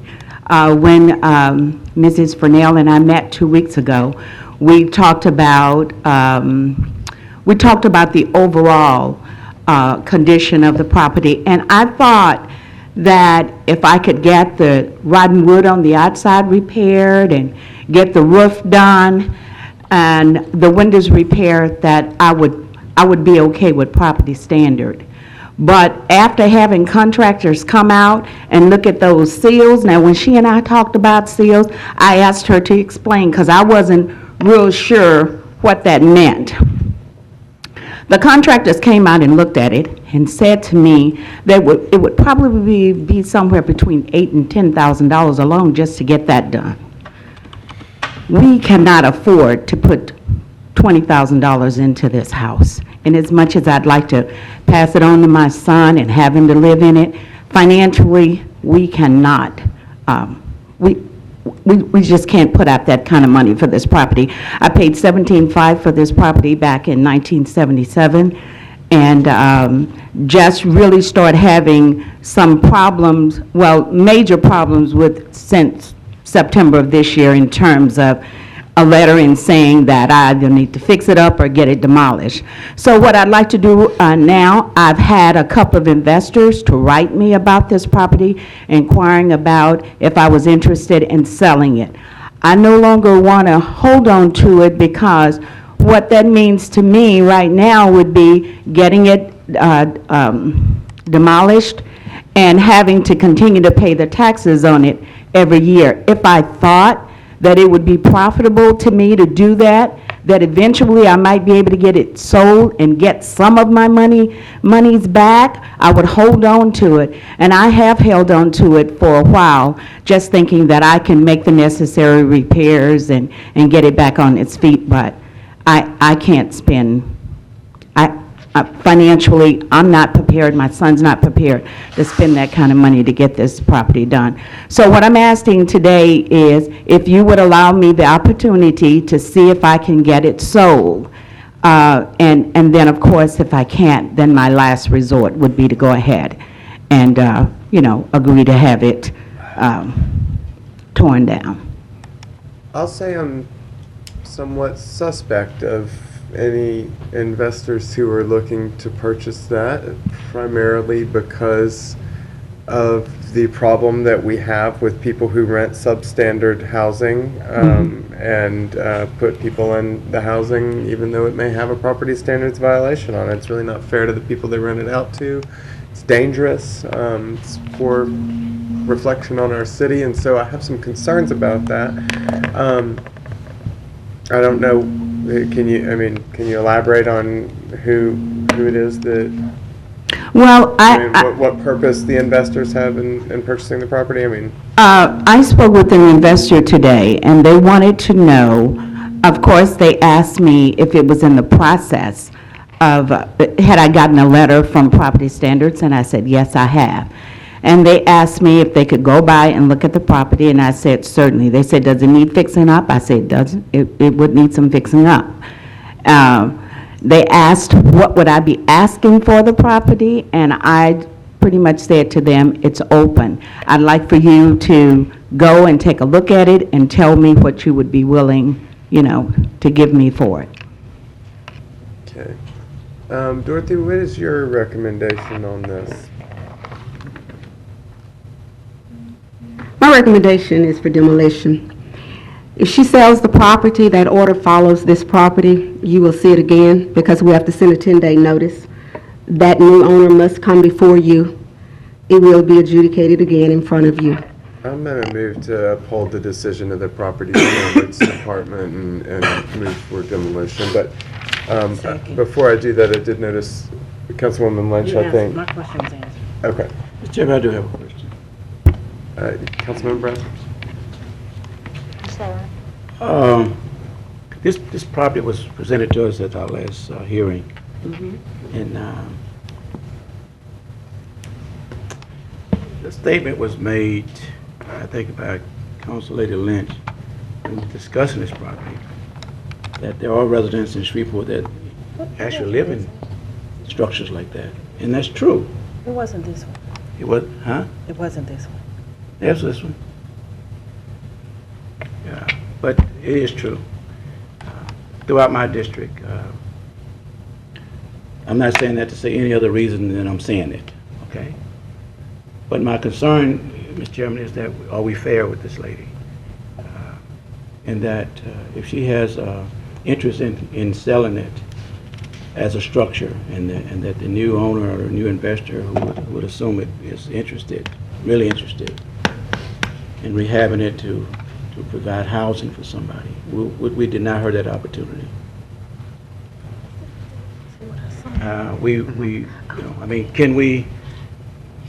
Would 2 weeks make a difference? I'm asking, Mr. Chairman. Again, this is going to be another situation where we won't touch the house for 30 days. Okay. So with my motion for it to be demolished, she has that time. If there's some movement and If there's some movement in it within those 30 days, as I said, if she does sell it, then it will be brought back to you all immediately. I'm comfortable with that. Thank you. Okay. So we have, Councilman Bowman. Well, thank you, Mr. Chairman. So in that 30 days, Ms. Cornell, if she gets a buyer or the investor decides, but then we come back and we have that, you will bring this back to us again. What happens is the ordinance says that if ownership change, I have to give them a 10-day notice. That 10-day notice says that the order that is already on that property, it follows that property. So now they have to come back. We're telling them that there is an order for demolition. If they want an extension of that order, they have to come back before the city council and request that. So that's what happens. So a new buyer would be able to request another hearing. He has 10 days, if she sells it, to file an extension before the city council, and it will be brought back before you all. She also has 30 days to File in First Judicial District Court. file an appeal to the First Judicial Court as well. So there's an appeal process after this as well.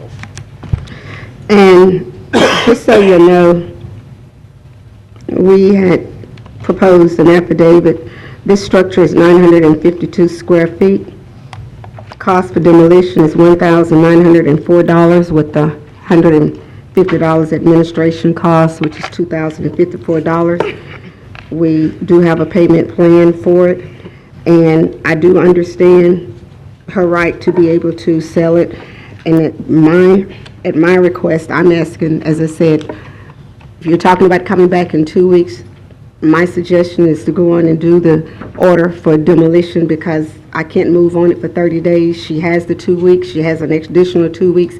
Then she can file an appeal. If that doesn't happen, then we can move on without having to bring it back to this audience.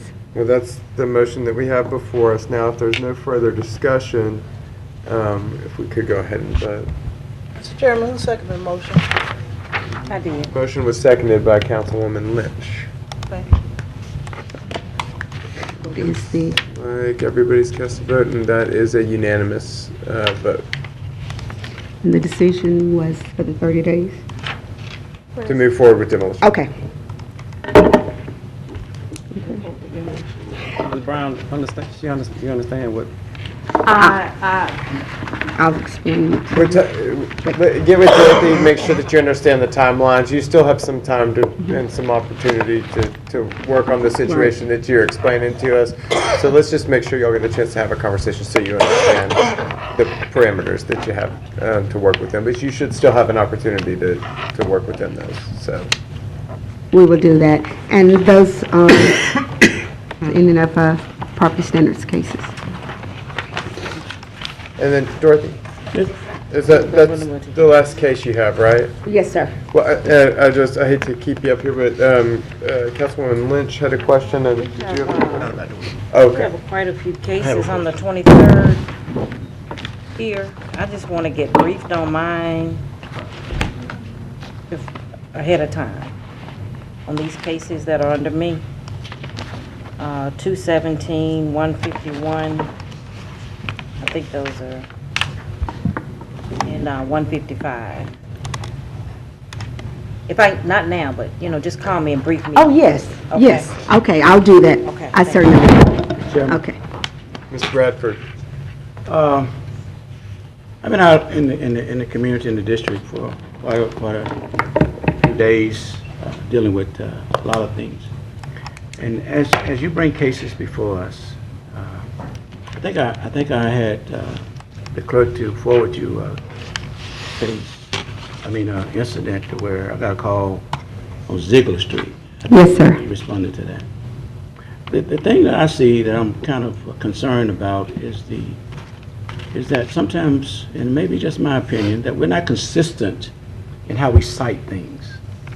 And I want us to be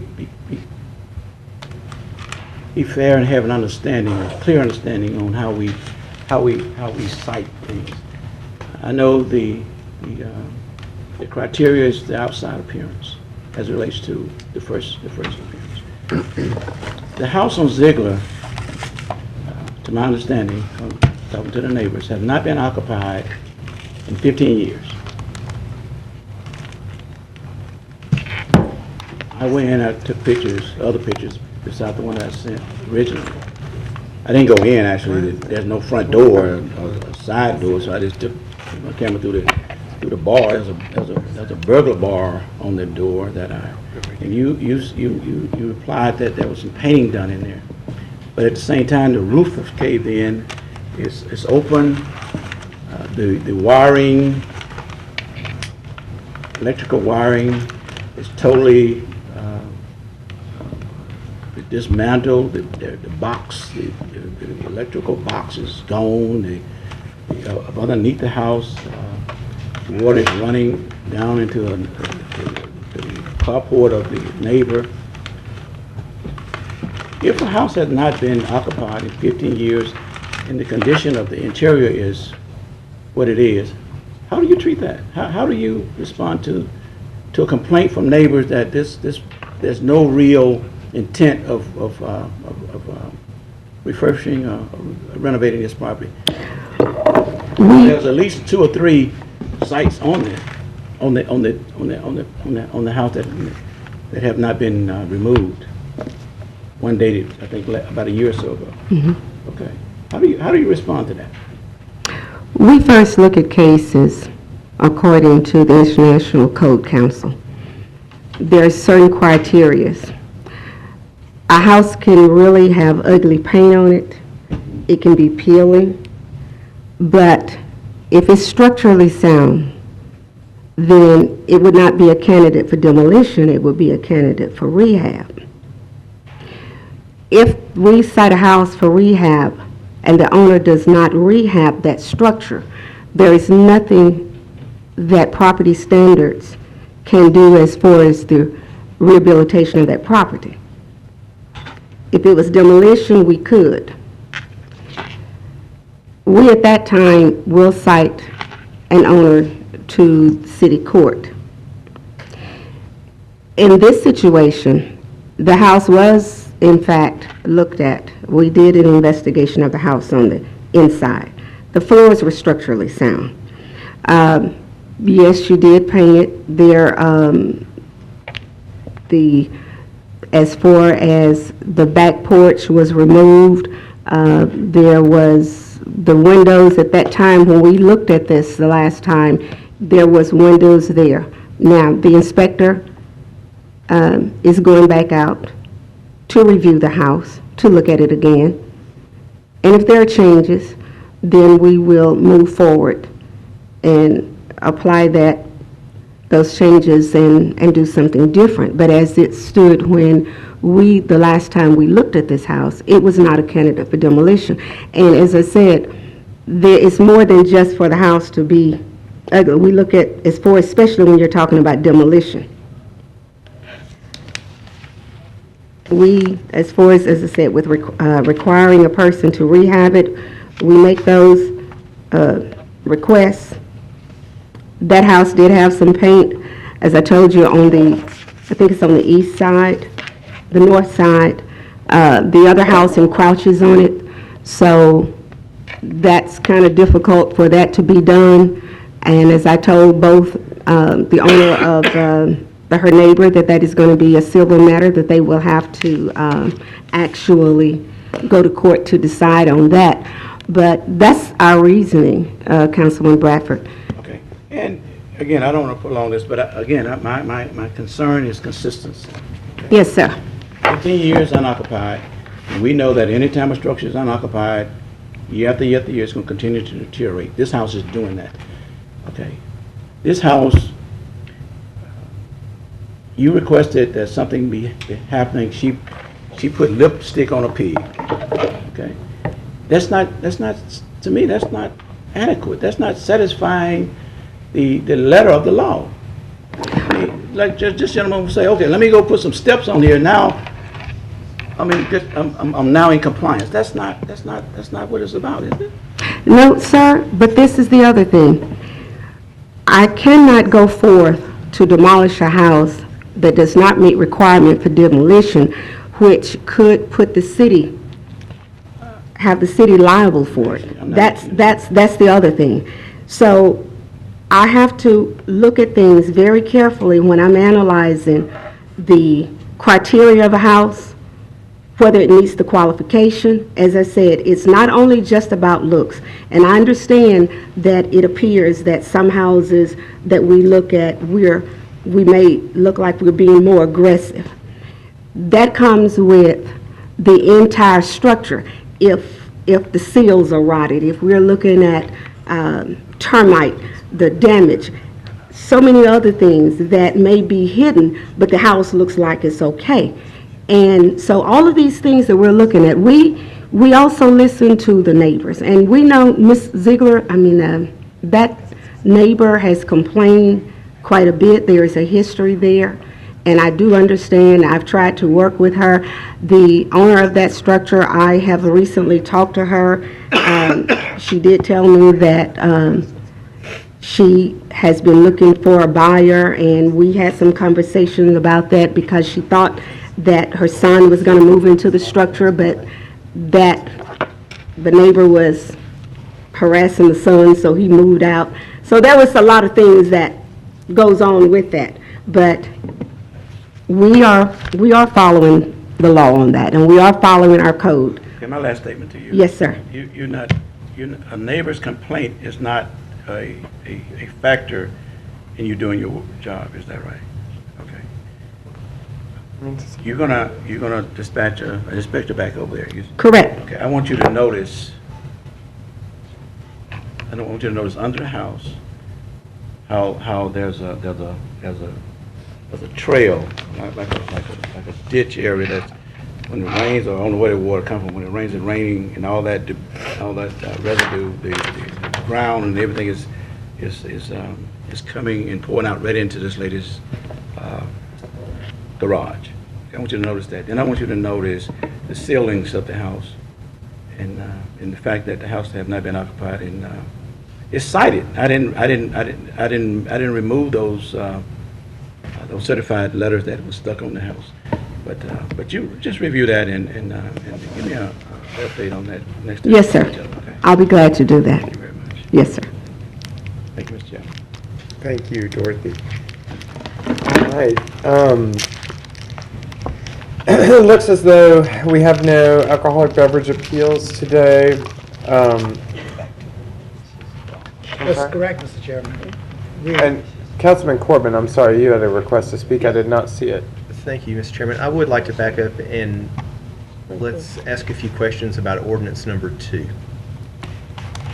This is up under Section D, ordinances on second reading. Community development. This is the community development. Bonnie. Yeah. And I'd like to get some clarification on the funding for the Civil Rights Museum. Am I mistaken? Did we not put some money in that in 2014, and this is a second round of money? Which one is that? Ordinance 2, up on second reading. Good afternoon. Did we allocate some money to the Civil Rights Museum project in 2014? That's correct. How much was that?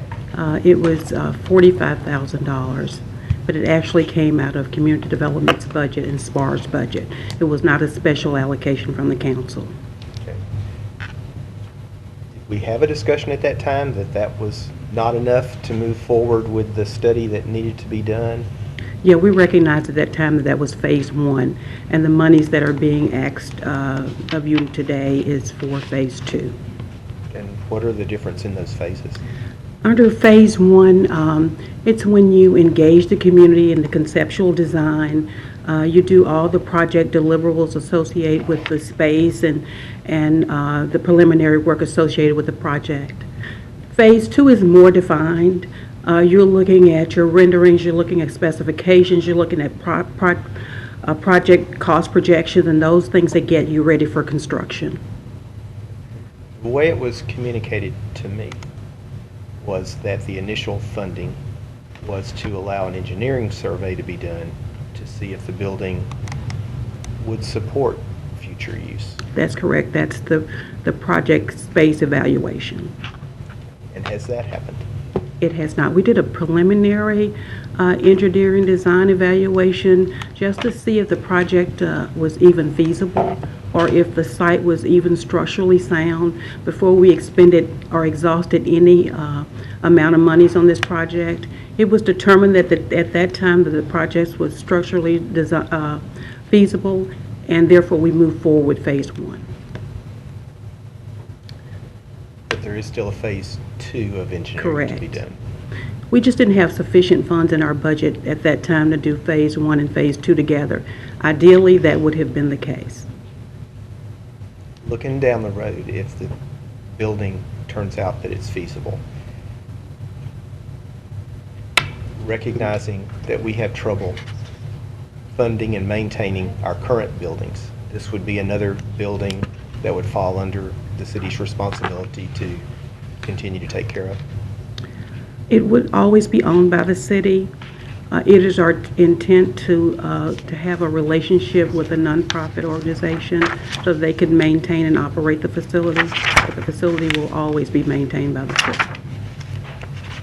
It already is, yeah. Okay.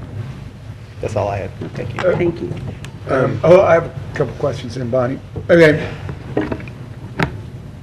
Now, do we have any idea of what this, order of magnitude is fine, of what this capital project would cost? Well, we did the initial feasibility study, which was very preliminary. The engineers at that time thought about $1.5 million. They did not consider all the artifacts and those things, the equipment, all those things that should be involved in it. That was very preliminary, however. There are other estimates that it could be as much as $2 million to $5 million. Okay. It's according to how you want it. It's just like building a house, what amenities you want in it. I have I'll just say I have significant concerns about spending money on a project to scope it when the project realization is really beyond what we would envision spending. Maybe, or at least what I would be comfortable spending on this project, but I don't know that till I get it, but that's fair. I mean, I know there was some discussion about, you know, some raising money with nonprofits for the construction or donations, what have you. Is there, I mean, how far have we gotten as far as grants and funding for this type of a construction? It's really difficult at this point for actually any type of grant when you don't have that preliminary work done. You don't have your conceptual designs, you don't have your specifications, your cost estimates are just guess. So you really have to have the preliminary work done before you can go out and do any significant fundraising. And have we ever been approached to sell this piece of property? I mean, I'm not sure, that might be a Shelley's question because it's city-owned property. I know that in the past, my history with the property, they've always wanted the city to donate or lease it to them for a nominal fee. oh, say that again now. They always wanted the city to either donate the property to them or sell it or lease it to them for a nominal fee. And those organizations that wanted that, did they ever come back and describe what they were going to do with it and have a scope of their project? Most of them, and with, again, with my experience, have always been something cultural in nature, specifically a museum, whether it's a civil rights museum or some other type. Just, I'm concerned about spending this amount of money on a project that, at least with those budget numbers, I don't have a whole lot of near-term optimism that we're going to have it to build the project. So I guess that's my concern, and I'm happy to get some input from the mayor either today or tomorrow on what your view on this project is. I don't know how much background you have on it, frankly, at this point. Not It very was much. I do It was a need to- 2014 project, so I know you probably haven't. I don't have much information at all, but I do plan to get some. I'll get with Ms. Moore to get some details about it, and we'll be ready to make some recommendation.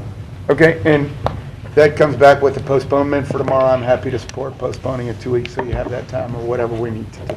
Okay, thank you. And did you say Councilwoman Lynch? She has a request to speak. I don't think she did that to speak to me. Okay, let me just, I'm just trying to make sure I understand. The $75,000 has already been appropriated? No.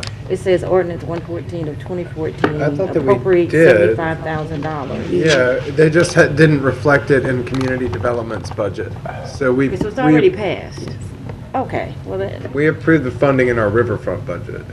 But they Okay. didn't acknowledge the acceptance of that funding in the community development budget. okay, So that's what that's doing. okay, so it's in there.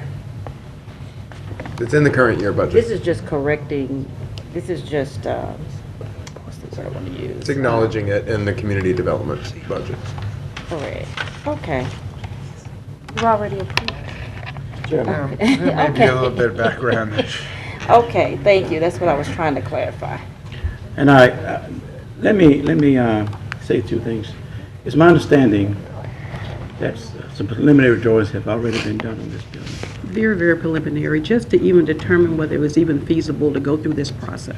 Okay. Mr. Chairman, and to the council, Shreveport, during the Civil Rights era, Shreveport was a vital city in being a part of that era. We had people here in Shreveport who became national figures through their work here in Shreveport. Most southern cities, Atlanta, Memphis, Birmingham, Little Rock have civil rights museums. This is a great investment. Okay, those museums are generating. They're self-sufficient. They're generating revenue.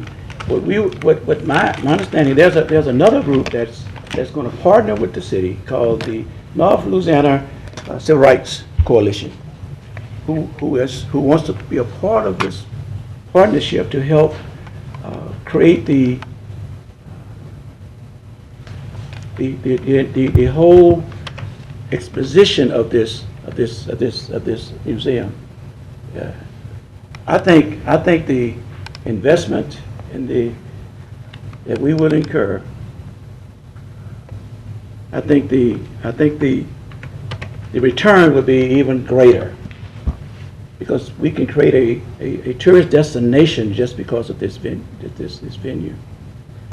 I mean, it's going to take us to get there, but I think we have the standing, we have what the other cities have that are being the cities that are being very well benefited from having those museums in their community. I welcome the mayor to investigate it, but I think there's also people here that have a wealth of information that they can share that would help us understand what that would mean for the city. And again, the investment is very small. $2 million. The return on that over the years, and the economic impact it would have on this city over the years, and the goodwill that it would present to the city, especially through its African American citizens, would far outweigh $2 million. So, if at all possible, I think we need to continue on this path, and that let's see, and let's realize the benefits that are awaiting us through this venture. And do you agree with that? Well, absolutely. If I may interject, we have the Civil Rights Museum as a part of our Choice Neighborhoods initiative. And if we're successful, and I'm tremendously optimistic that we will be, we can yield $30 million to this city. And an investment of $120,000 is just a small amount to yield that type of grant for our community. Yeah. And historic preservation is very significant with the officials at HUD and the Choice Initiative. And last, Mr. Chairman, I had dinner with Dr. C.O. Simpkins. I don't know if you're familiar with that name, on Saturday. Dr. Harry Blake, very vital figures who worked with Dr. King over the years in the quest to bring freedom and equality to its African American citizens. And they have committed to donating different paraphernalia to help make this happen. And if you ever have a chance to go to one of these other cities where civil rights was a very integral part of their history, then you would understand what this could mean for this city. I think, again, we have to be more visionary in seeing what opportunities we could utilize to make this city more progressive. But I think this is one that is a diamond in the rough, waiting for it to happen. And I don't think the initial investment in trying to make it happen should concern us or should impede us from moving in that direction. So I welcome the debate on this in the future, but I will support this until the very end, because I think in honor of the sacrifices that was made during the civil rights era of the 50s and 60s, we owe it to some men to at least exhibit for the benefit of everybody, especially, again, the history of this city and what it went through those turbulent years. I think will be something that would be very appealing to not only African Americans but the entire city. Thank you, Mr. Chairman. Absolutely, and just to sort of echo that, I had the privilege of learning a good bit about this project through, it's not quite in District B, but it's very close to it, and I'm certainly familiar with the property and the history that it has, and I think it's a certainly a worthy addition. So, you know, I think it is always helpful, though, to keep everybody apprised and aware of the history and background of what's going on with the project. Obviously, we have limited resources and a lot of needs, and so we always have to look and see, you know, that people have enough information that they feel confident about their decisions going forward. But this is one I certainly do feel confident about, but I appreciate you taking the time to come and answer the questions, Bonnie, and we look forward to following up with information. And I also want you to be mindful, if we do nothing, we keep an eyesore in our community. That's correct, and we've expended quite a bit, and the opportunity cost that we've lost having to maintain an empty building for decades, you know, when we could have a productive use for the building. Thank you. Thank you, Bonnie. Okay, any other questions on that? If not, seeing none, we do not have any MPC appeals to be heard today, but it looks like we will, there's one on the docket that will be heard February 10th, and that brings us to other appeals. We have got a vicious dog appeal. Correct. I think Mrs. James is going to handle that case, and Mr. Harris. The owner of the dog is here. Jameson. Mr. Jameson.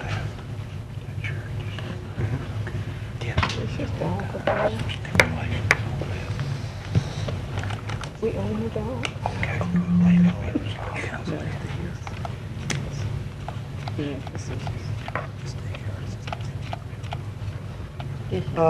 Ms. Jameson, why don't you, Ms. James, why don't we start with Ms. James? Good afternoon, Mayor, everyone assembled. Today we are here on the vicious dog attack, and this basically started with the dog being classified on January 13, 2015. The dog was classified as a vicious dog by the Department of Animal Services and Mosquito Control.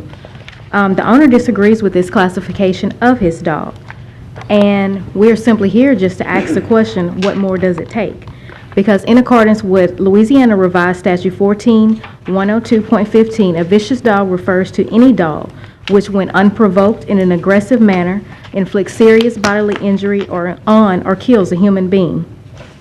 And basically with this dog, we just really need to take a minute to step aside and task ourselves with protecting human safety and human life, because it is up to us to ensure the public is safe from the risk of being the victim of unprovoked and totally uncalculated attacks from this dog.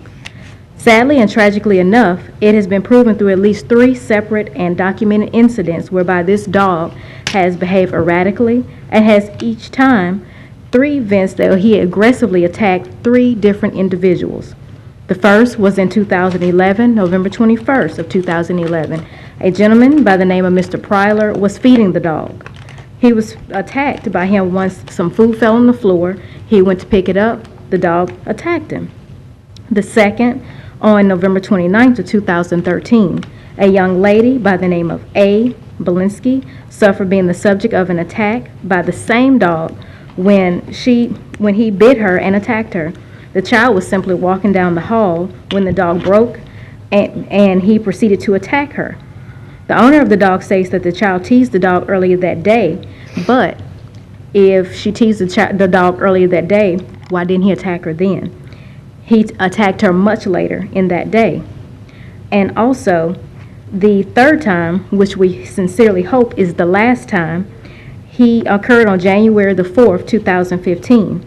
The dog's owner, Mrs. Dorothy Jameson, witnessed the brutal attack of her own daughter, Victoria Goldman, by this same dog. There was no taunting there.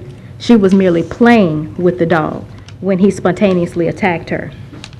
Ladies and gentlemen, we have something that is very egregious. It is time for you to ask yourselves, what more does it take? We have documented proof from each one of these cases. There are pictures from each one of these cases that show the dangerous perils caused by this dog. We have actual victims from each of these incidents, and honestly, it's just like this dog to just snap at any given time. If you notice, there's a 2-year lapse in between each incident. November 2011, November 2013, and the latest, January 2015. All the victims walked away with serious injuries, but thankfully, each lived. But what more does it take before this dog takes a life? You have the opportunity to act now and uphold Animal Control's decision in deeming this dog as a vicious dog. Ladies and gentlemen, I urge you to be proactive and make the choice now as opposed to later. We do not want to be in this predicament with serious bodily injuries, but we definitely do not want to be here because someone has died as a result of the ferocity of this dog. As you take the opportunity to determine this dog's fate, remember this: given this dog's unpredictable, unprovoked, and aggressively dangerous behavior with not one, not two, but at least 3 different people on 3 different occasions that we know of, ask yourselves, what more does it take? May I ask? Mr. Chairman? Oh, yes, I'm sorry. Are you on the Animal Services Board? Tell me. I'm with the city attorney's office. I'm an You're assistant with the city attorney. attorney.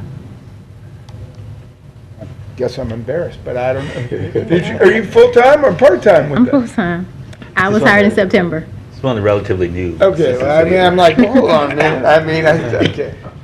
Okay, I apologize. It's okay. There is assistant. Okay, as far as the vaccination goes, has the dog since the previous, I guess, the 2013, has the dog been vaccinated or not? I do know where it was stated, where the owner of the dog stated that he was vaccinated, but he could not remember where he was vaccinated or who vaccinated the dog. And I think that was the last thing I read on that.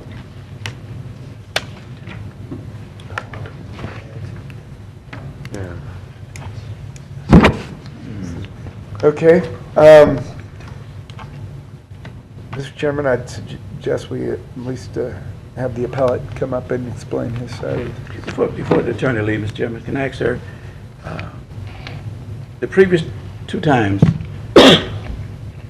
it was, did you bring it before the council as a physician's dog? This is my first time having it, so I'll just have all 3 of them grouped together. My question is responsibility. Mhm. If one of those victims would sue the owner for their damage, will the city, can they enjoin the city with that because of the actions of the council? In terms of, in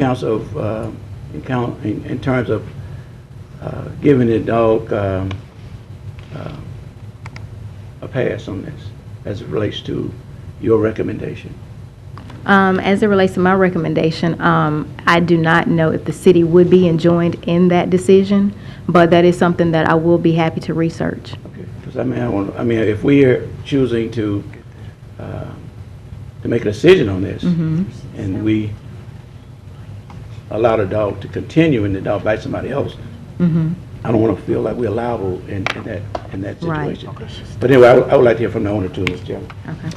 Yes, at this time, we'll hear from the owner, and it may also be helpful, or in your packet, we do also have relevant ordinance that brings this case before us, so that you may familiarize yourself. For those in the audience, this is somewhat rare that we receive a vicious dog appeal. They don't come to us very often. So for that reason, might be our first. This is our second. Yeah, at least in the last two years. I remember there was another one I think that was, over off of River Road, I believe. I think that was, Sir, it would be interesting if this lady had any of her facts correct, but none of them were correct. The only thing correct about it is the dog had bitten 3 people. The first instant, non-toler, it was doing far more than playing with the dog's food. He'd been kicking the dog all day. My wife, sitting back here, there's 3 people back here that witnessed this, begged him to leave the dog alone. And he kept on and on and on tormenting the dog. If you look at the definitions of it in the ordinance, section B, the dog was tormented. Were y'all there when? Yes. We couldn't get the guy to leave the dog alone. But that brings up some concern about, I mean, if you have somebody at your house, somebody was at my house kicking my pet, they wouldn't get a chance to kick the pet Well, a second here's time. what the problem was. My goddaughter was there. She was pregnant by this gentleman, and we were having some problems there because she was underage. He ended up going to jail for it. We were trying to resolve some legal issues. That's why he was there. And he ended up in the penitentiary behind it. But at the hospital, he even admitted that it was his fault. You know, on the second instance, that young lady had left my house. They had taken bag and baggage, everything they had, and gone. We tried to help this family, and we did until they got into the Providence house. Well, the girl's mother and her boyfriend came back by the house, opened the sliding glass door, and let these two kids into my home. We weren't even there. We came in just as the altercation between the dog and the little girl took place. Well, that went to court, city court, parish court here, because the mother tried to sue me where she was found negligent and at fault. So, that being the case, that's already two of them gone by the wayside by your own law. Number three, it wasn't our daughter. Her name was Victoria Goldman. Sometimes she calls my wife Mama, but we're no kin. Her father rents a place from us back behind the house. The girl came into our bedroom at night. We were in bed. Didn't even knock on the bedroom door. We didn't even know she was in the house. She came in and crawled up on the bed. She was inebriated. If you check from the hospital records, you'll come to the same conclusion I did. When you come in, you've been drinking, you're full of cocaine, you're full of opiates and benzoids, and you're intoxicated. An animal knows it. Now, we're talking about a dark room. She had no business being there. Now, if the dog is at fault for protecting me, my wife, under those kind of circumstances, so be it. But I can't see how you can find that to be the case. There's four people back here to testify. We can't admit comments from the audience. Oh, If you'd like to make formal comments, you're welcome to come up and introduce yourself. But all four of you. But why is your, excuse me. There's people around this dog every day. But what kind of house you have to where you got people coming in and out of your house at any given time? A lot of times we don't have a place to go. We didn't have a place to go, and there was no shelter for them elsewhere. And we'd come in, they'd stay 3 or 4 days, maybe a week. That's the kind of people we are. Can't hear both of you at one time. You know, a family with nowhere to go, and that's a sad situation. But that happens all the time in this town. This town is not geared for homeless people. So we try to do something about it. Now, I'm terribly sorry about all this is happening. But the fact of the matter is, you torment a dog, you might get bit. And that is what happened. Okay, and on your second case, when The little girl? with the little girl. My dog Earlier, was you in said my room. earlier that she tormented the dog earlier, but what was the span between the two times when she came back and then she ended up getting bit for Hours. She wasn't even supposed to be there. You understand what I'm saying? So you saying that the dog remembered hours Of course, ago but that isn't the problem. The problem was the little girl wasn't even supposed to be there. Well, it sounds as though The dog was in our room. Locked And up. to prevent the kids from going in the room with my dog, we had a box, we had Two box, two a chests, two chest, we had and a quilt rack. quilt rack. And a on my hasp. door, and a hasp on my door and chain clip. to keep the kids away from my door if that should appear. Could you give us your name and address for the I'm record? Marcy Jameson, I'm his wife. Okay. 4136 Southern Avenue. Okay. So, Councilman Bowman, were you done? I'm sorry. Did you have a? I just don't understand how that this time went by and then the dog was bit, whether she had You're not understanding, sir. not. Well, it They sounds- weren't supposed to even be there. We understand that. I'm a dog lover, first of all. Okay, Let me tell you okay, that. then I you got understand two dogs and this. I love them. And We came in the door to discover the little girl going into our bedroom, okay? All right, the biggest damage done was not with teeth, it was with thumbnails. Now, it's horrendous, I admit it. But like I said, the child should never have been there anyway. Her mother stuck the kid in through the basement door and left him unattended while she went on her merry way. Now, we weren't even in the house when this happened. I don't know how long the little girl was in there. I don't know. All I know is we came back from the store, walked in the back door, and this is what we were faced with. Fortunately, the more I'm hearing from your testimony, the more I'm thinking that a vicious dog is the least of your problems. But if we could at this point in time, I think it would also be appropriate to hear from Director Harris, who's the director of, Everett Harris, the director of Animal Services.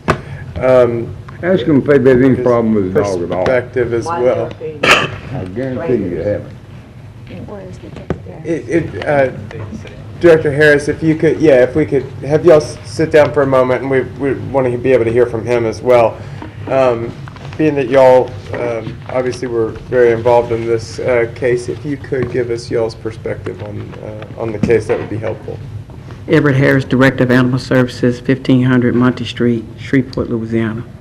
On this particular case, we did an extensive investigation looking into what has happened at this address, and what Mr. Jameson has omitted from his statement is that Mr. Wayne Lee, his cousin, watched the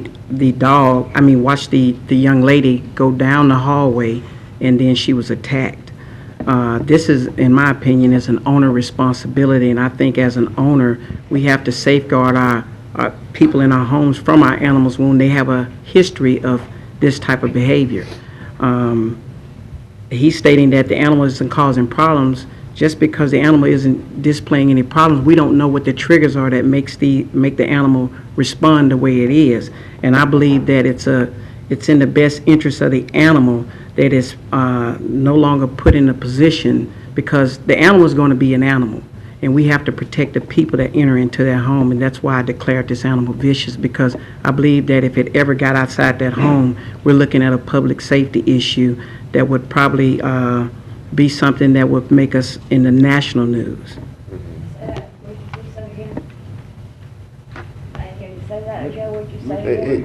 We were able to hear it, I believe, and he said that he felt that if this dog were to get away from the home, that it would be a threat to the public safety. Away from the house, get out, that'll never happen.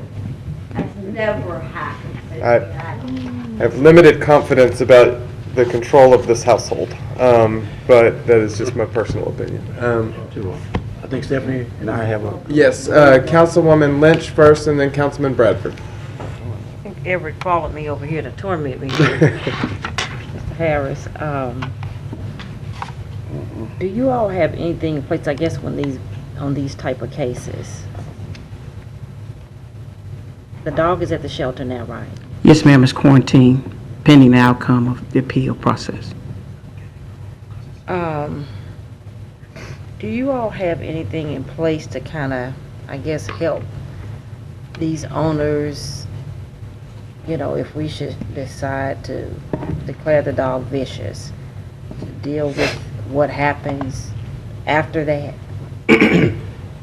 Are you referring to counseling, ma'am? Counseling, a drink? No, ma'am. Only thing we can do in this particular process is try to educate the owner, should they decide to own another animal, to put better safeguards in their home to protect the animal. That's pretty much the only thing we can do, because it's an owner responsibility. When a person takes in a pet, they're responsible for their pet. Also, that the legality is concerned in this situation is that these people could also have responsibility for the medical issues should these people take them to court.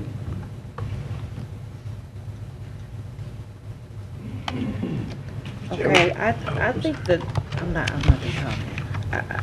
I mean, I think I agree with you all that that there may be some issues here with the dog, okay? But I guess my concern is, you know, I've had to put a dog down, and it's tough.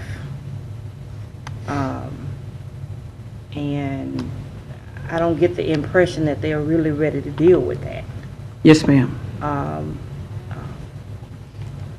You know, regardless of the circumstances, okay? So I'm just, you know, I'm just hoping maybe that's something that you all can discuss on the other side, jointly in these type of cases. Yes, ma'am. Because it is tough.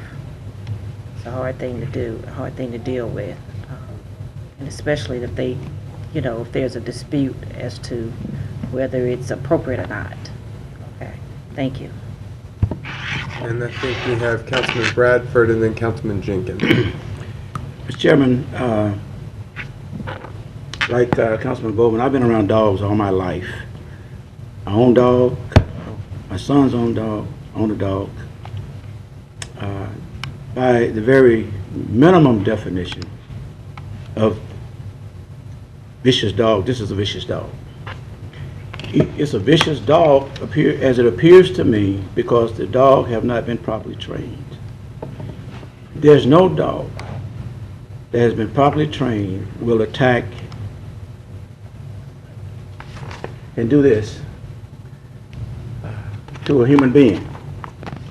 Now, I don't want to victimize the victim as some of the owners are trying to do. Well, they wouldn't have went in the room if they...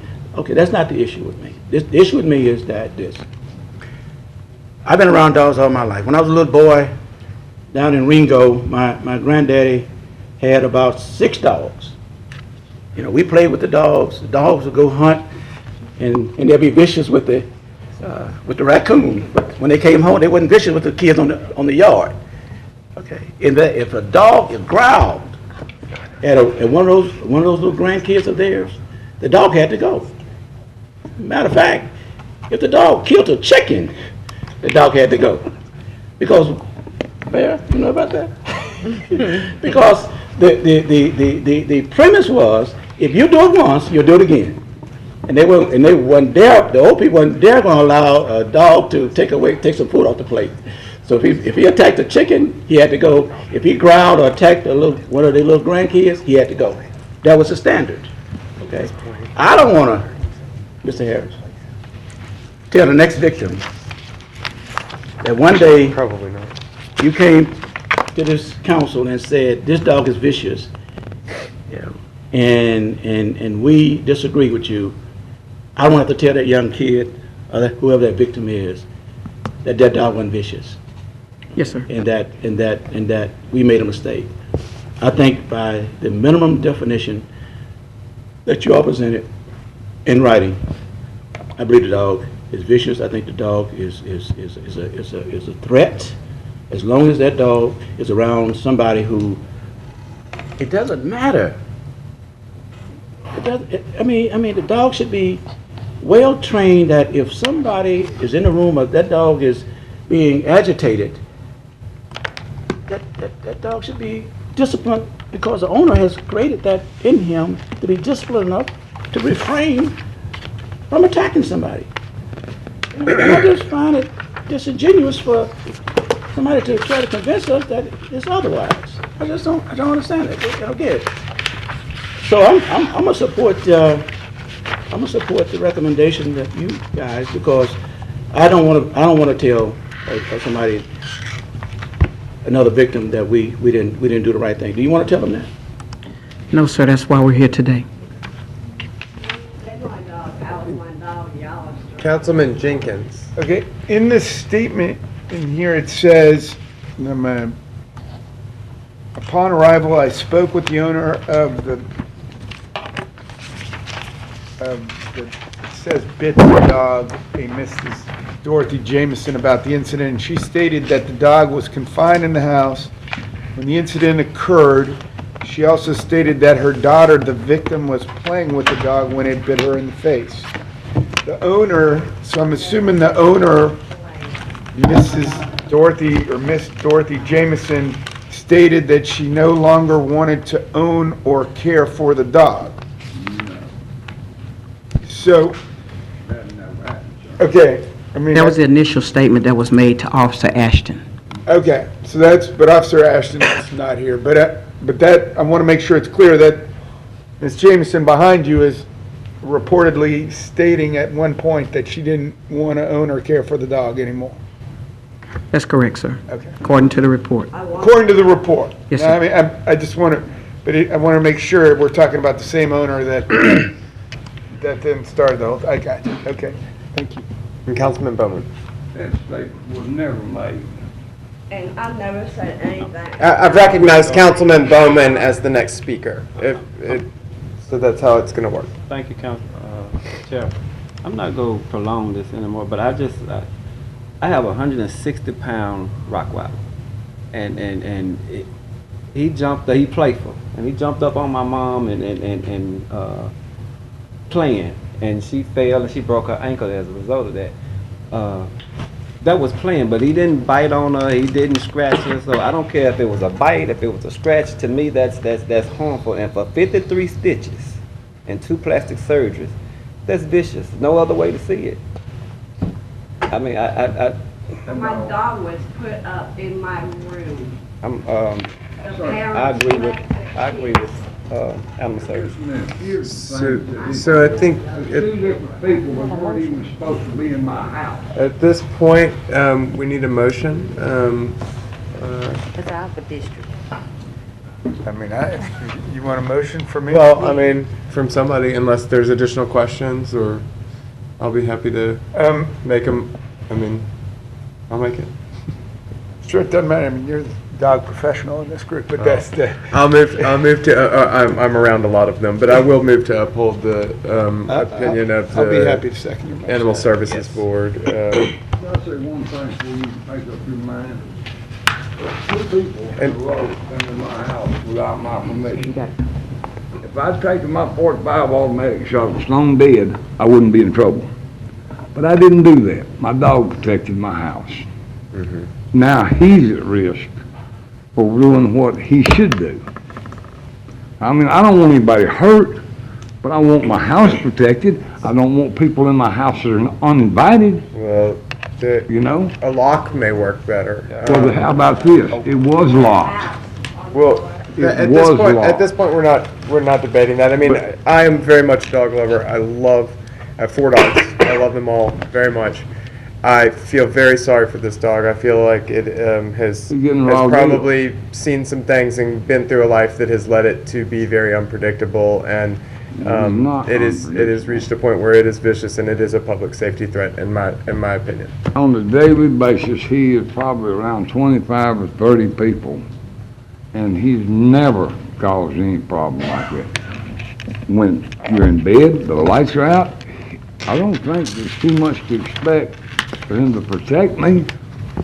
Well, I understand that, but maybe this decision may in the long run be protecting him and his long-term, it may be the humane decision, is what I'm trying to say. This dog is like my children, you know. My child protected me, you gonna put him down?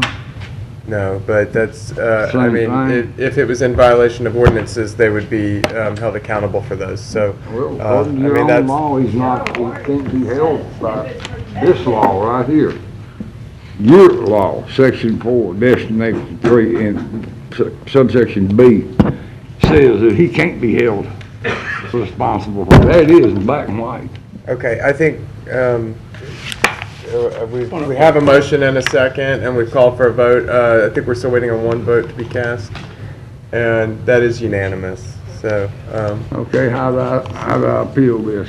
I understand it goes first. There is, under the Judicial Court of ordinance, there's an Appeal? appeal to the First Judicial District Yeah, Court. sure, going there. Petition has to be filed within 10 days of their notice of the decision. We have 10 days to file an appeal to the district. Where we gotta go? Well, courthouse. The courthouse. Okay, that's where we're That's what going. we're doing, so don't kill my dog.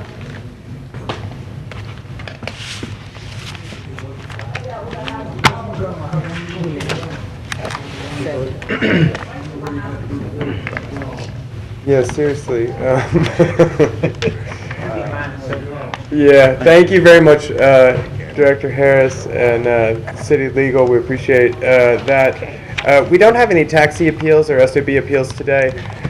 Do we have any reports from officers, boards, and committees? Probably not, because you probably just received your finalized list of the boards and committees. But do you want to make one adjustment to those? Some of you may have received a copy that I did a pen adjustment on, but the chairman of the Public Safety Committee is Mr. James Fleury, Councilman Fleury. And there was a misprint on there. Other than that, the rest of that list is accurate, and we will email those out, and we'll share that with the mayor's office as well. So that being said, I think Councilman Jenkins. One quick question, and it's really for Stephanie's benefit. We had a retirement, we postponed the last retirement board meeting, but if she could be put on that list, because I know there's another meeting imminent. Charles, he's moving. Okay, and then if somebody be so kind as to, the reason I asked about these two boards is because they are the ones that meet, you're the only councilman on there. If somebody could put me on that health, whoever's on that Healthcare email Trust list. Fund. Brian, assuming it all goes well tomorrow, put me on the list, and or Charles, whoever else is on it. Thank you. Okay, anybody else? Request? I wanted to make sure that I'm still sending out emails, because I don't think Brian Crawford's email is set up yet. So I want to make sure whatever I'm sending is going to get forwarded to him. Okay, cool. And his email is set. It just got If you set type today. him in, it should, Just got it set should pull him today. up. It wasn't this morning, mine kicked back. Hmm. But of course, it was like 6 a.m., so. 5:30, you were up. I think you already worked out. Come back, had your coffee. She had a long day before the rest of us were even there. So, yeah, okay, good, thank It you. wasn't set up at that time. but Okay. it is right. Mr. Chairman, it was my understanding that some of these committees wasn't functioning, is that right? Was what? Some of the committees was not functioning. There are a couple of committees that were in my recent memory of council did not have full appointments on them, but we've gone ahead and made full appointments on them. So if there are some that may have not been meeting as regularly, we encourage them to start meeting again. We understand, are there standard meeting dates and times for these committees? No, what we typically do is coordinate with the council staff with really Jackie is usually who I call. I don't know if that's just my habit I've gotten into, or They're generally as needed, and you can call one of us, Jackie, or one of us, and we can coordinate the meeting date. You tell us what dates you want or dates, and then we'll get with the other members of the committee to see if that's possible. And there are certain committees that when they were established, there was a sort of a minimum number of meetings or things like that. Lynette has been reviewing that for us to kind of compile any particular requirements that may be in the establishing legislation for some of the committees. So, Will the staff, city council staff be in attendance at the meeting? Correct. And taking notes and taking Correct. record? Okay. Correct. The only two that I'm aware of that meet regularly are the ERS, the Retirement Board, and the Health Board are the only that are Well, programmed. the infrastructure committee, there's a report that's due Twice a year.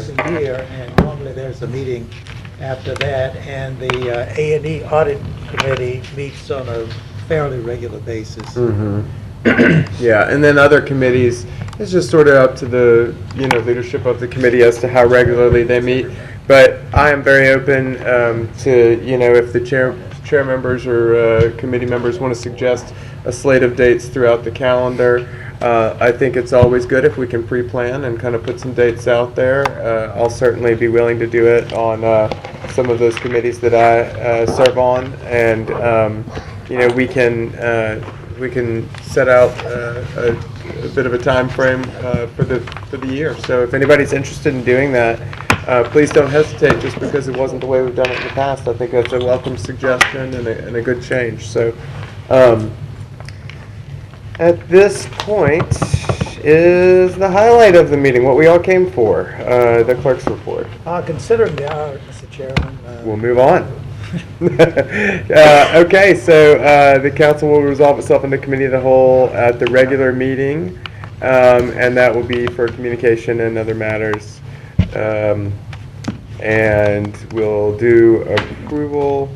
Wait, do we have to resolve ourselves today? That's tomorrow, right? Yeah. We'll do approval of minutes, and then have communications from the mayor and council members and public comments during that section. But if that's all we got today. Mr. Chairman, if you may,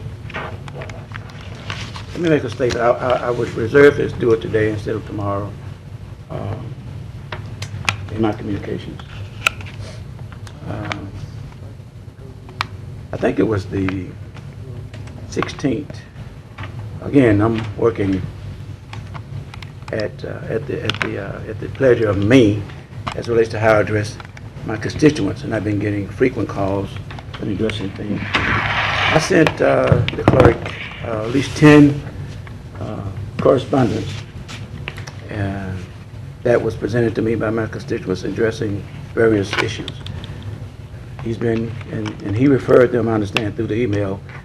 He forwarded them on to Mr. Sibley and asked that when these are resolved, to let he and I know. And I think over 80% of them has been addressed. There was one that wasn't addressed until Friday. I woke up this morning with an attitude that I was going to come here and say something. But our dear mayor called me in anticipation. I guess she had ESP because she understood my frustration. She called me and said, I got some good news. We're going to address that last problem. Because I had asked, it was dealing with a young elderly lady on Audrey Lane where water was getting into her house. And I put on the email urgent because I wanted some resolve of it before it rained again. And as you know, last Thursday it rained all day and water got into the lady's house. I had staff to pull up some photos that I took and to make my case on what I was really wanting to say, but I don't have to say all that. Okay. But I want to ask Mr. Sibley at least one question, and then I will make a comment. If you notice, these sandbags were put there by the city, but that didn't cure the problem. The problem is up here at the street, and the mayor again, in her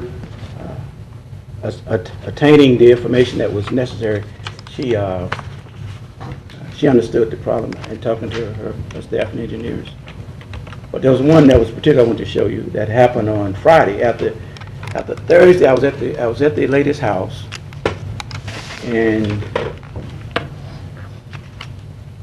I was trying to get the water out. I called the clerk. I asked him, what can we do to immediately give relief to this situation? He in turn, my understanding now is that he called the CEO. I lost contact with him because my phone was put in a room as I attempted to help get the water out of this lady's house. A young man was walking down the street. She had one of these vacuums, these dry wet vacuums, and we started vacuuming the floor. The clerk called me back and said, well, I'm not sure what we can do. So I said, if nothing else, Mr. Thompson, can you have the CEO to dispatch the fire department out here to suck up the water? He said, check that out. He called me back in about 5 minutes and said, and this is the problem that I need answered. This is what I need answered, Mr. Mayor. I'm in the house sucking up water. I request the fire department to be dispatched out to that lady's house. Correct me if I'm wrong, Mr. Thompson. You told me that Mr. Sibley said, had a lady call 911. Is that what you told me? And I want to know, if a city councilman is at a residence of one of his constituents' house asking for help personally asking and requesting for help, it's the policy that you won't take my word that you would have to have the lady call 911? Is that, what's the policy on that? What's the procedure? Give me a clear understanding of the procedure on why you couldn't have picked up the phone and said, Mr. Fire Chief, can you dispatch engine number 4 over to this lady's house and suck up the water? Well, quite simply, Councilman Bradford, the question I was asked was, do we have a program that does that? And secondly, how do you access that program? I got with fire, they said, yes, we have a program. How do you access that program? The citizen calls 911. I was never told or asked, Councilman Bradford would like the fire department to come out and do this. Dale, I think I asked you, can you dispatch the fire department, and you said have them call 911. That's my recollection of the conversation. Well, I don't recall it that way. That's the information I got from fire. Other than that, I really don't know what to say. Okay. So in case of that emergency, if a council person is at a location, need assistance from a department, will that council person supersede regular procedure? No, I think the issue, Mr. Bradford, as I said, perhaps there was a misunderstanding between Mr. Thompson and I. Okay, you could have made that call. I can't explain that, but I think if you contact the CEO or anyone within the administration, you're going to get a response to you as a council member. That is a program that, as the fire department explained, is something they do. They do it based on calls from citizens, but had it been very clear to me that you were calling, asking for that type of assistance, we would have sent it out. But apparently I didn't understand Mr. Thompson correctly. I thought he simply wanted information on how the program works, and that's the information that I got from the fire department. Thank you. And the next morning, as it began to rain, I go back over to the lady house. I mean, I don't know, she got my number speed dial. And to my satisfaction, Mr. Thompson was there, assessing the situation. I appreciate that, Mr. Thompson. We don't have field staff, but the clerk felt compelled to go out and assess the situation. I called for a meeting as I took it upon myself. Did you put that on the screen? Where I'm dragging sandbags from the front of the house out to the curb, because the issue was that the water was getting over the curb because the street level and the driveway is at the same level, which means that as the water runs down the curb to the drainage pipe, once it got to this lady's house, since it was at the same level as the street, the water gushed down into her house. And to avoid a repeat of what happened on that Thursday, I started putting sandbags to hope to at least subside the water, or to at least minimize the force that it would go down. And those bags are there. Now, again, thank you, Mayor, for calling me this morning and said you had personally got involved and some resolve was coming forward. Thank you. My statement, Mr. Chairman, is this. I mean, we're all learning. When I, after the swearing in on the 27th, a former councilman, not from the previous council, but a previous councilman, as he came up to me to congratulate me on being elected, he said something like this. He said, now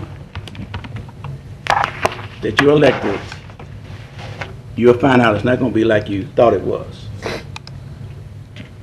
And I said, what do you mean? What do you mean by that statement? And he said, you'll see. He said, you'll see. I can truly say that my first 2 weeks I have seen. I've been in a professional career all my life in management, and in some instances I have felt very disrespected in the way some of my work and requests has been handled. Like my fellow council people, I'm honored to be here. We campaigned to be here. We seeked this office. We seek these offices because we felt that we can offer our services to the people of Shreveport in our districts. It was interesting that in our campaigning, that the residents of this city felt and feel, they do now, feel very strongly that the city councilman has the ability to address some of their needs. I think y'all heard that on the campaign trail. They really was excited about electing people who they really felt would hear their voice and will respond to their need, the needs that this city is responsible for fulfilling. I didn't come here. I never been a part of a bureaucracy. My work has always been in the private sector, never in the public sector. So I understand the difference. I'm in healthcare at this time, and the urgency of what I do, I think, is similar to the urgency of the things that should happen to our citizens. And I think we owe it to our citizens to be responsive to them and to respect their needs as best we can. I don't like to feel disrespected.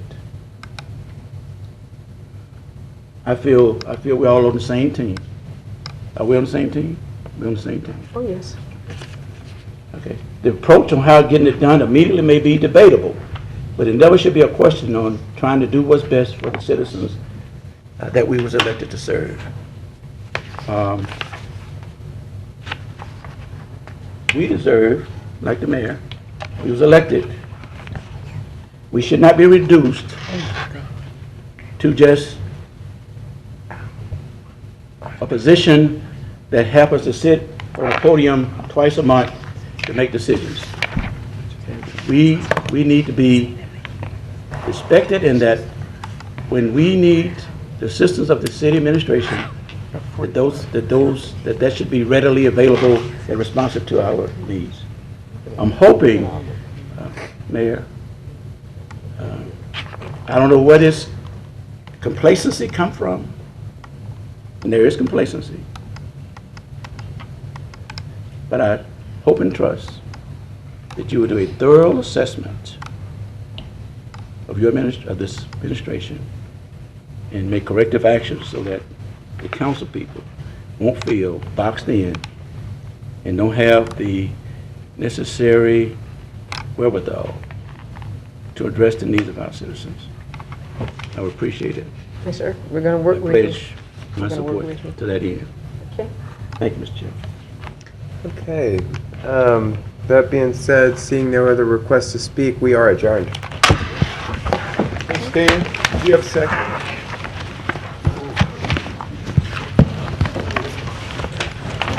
Hum, hum, hum.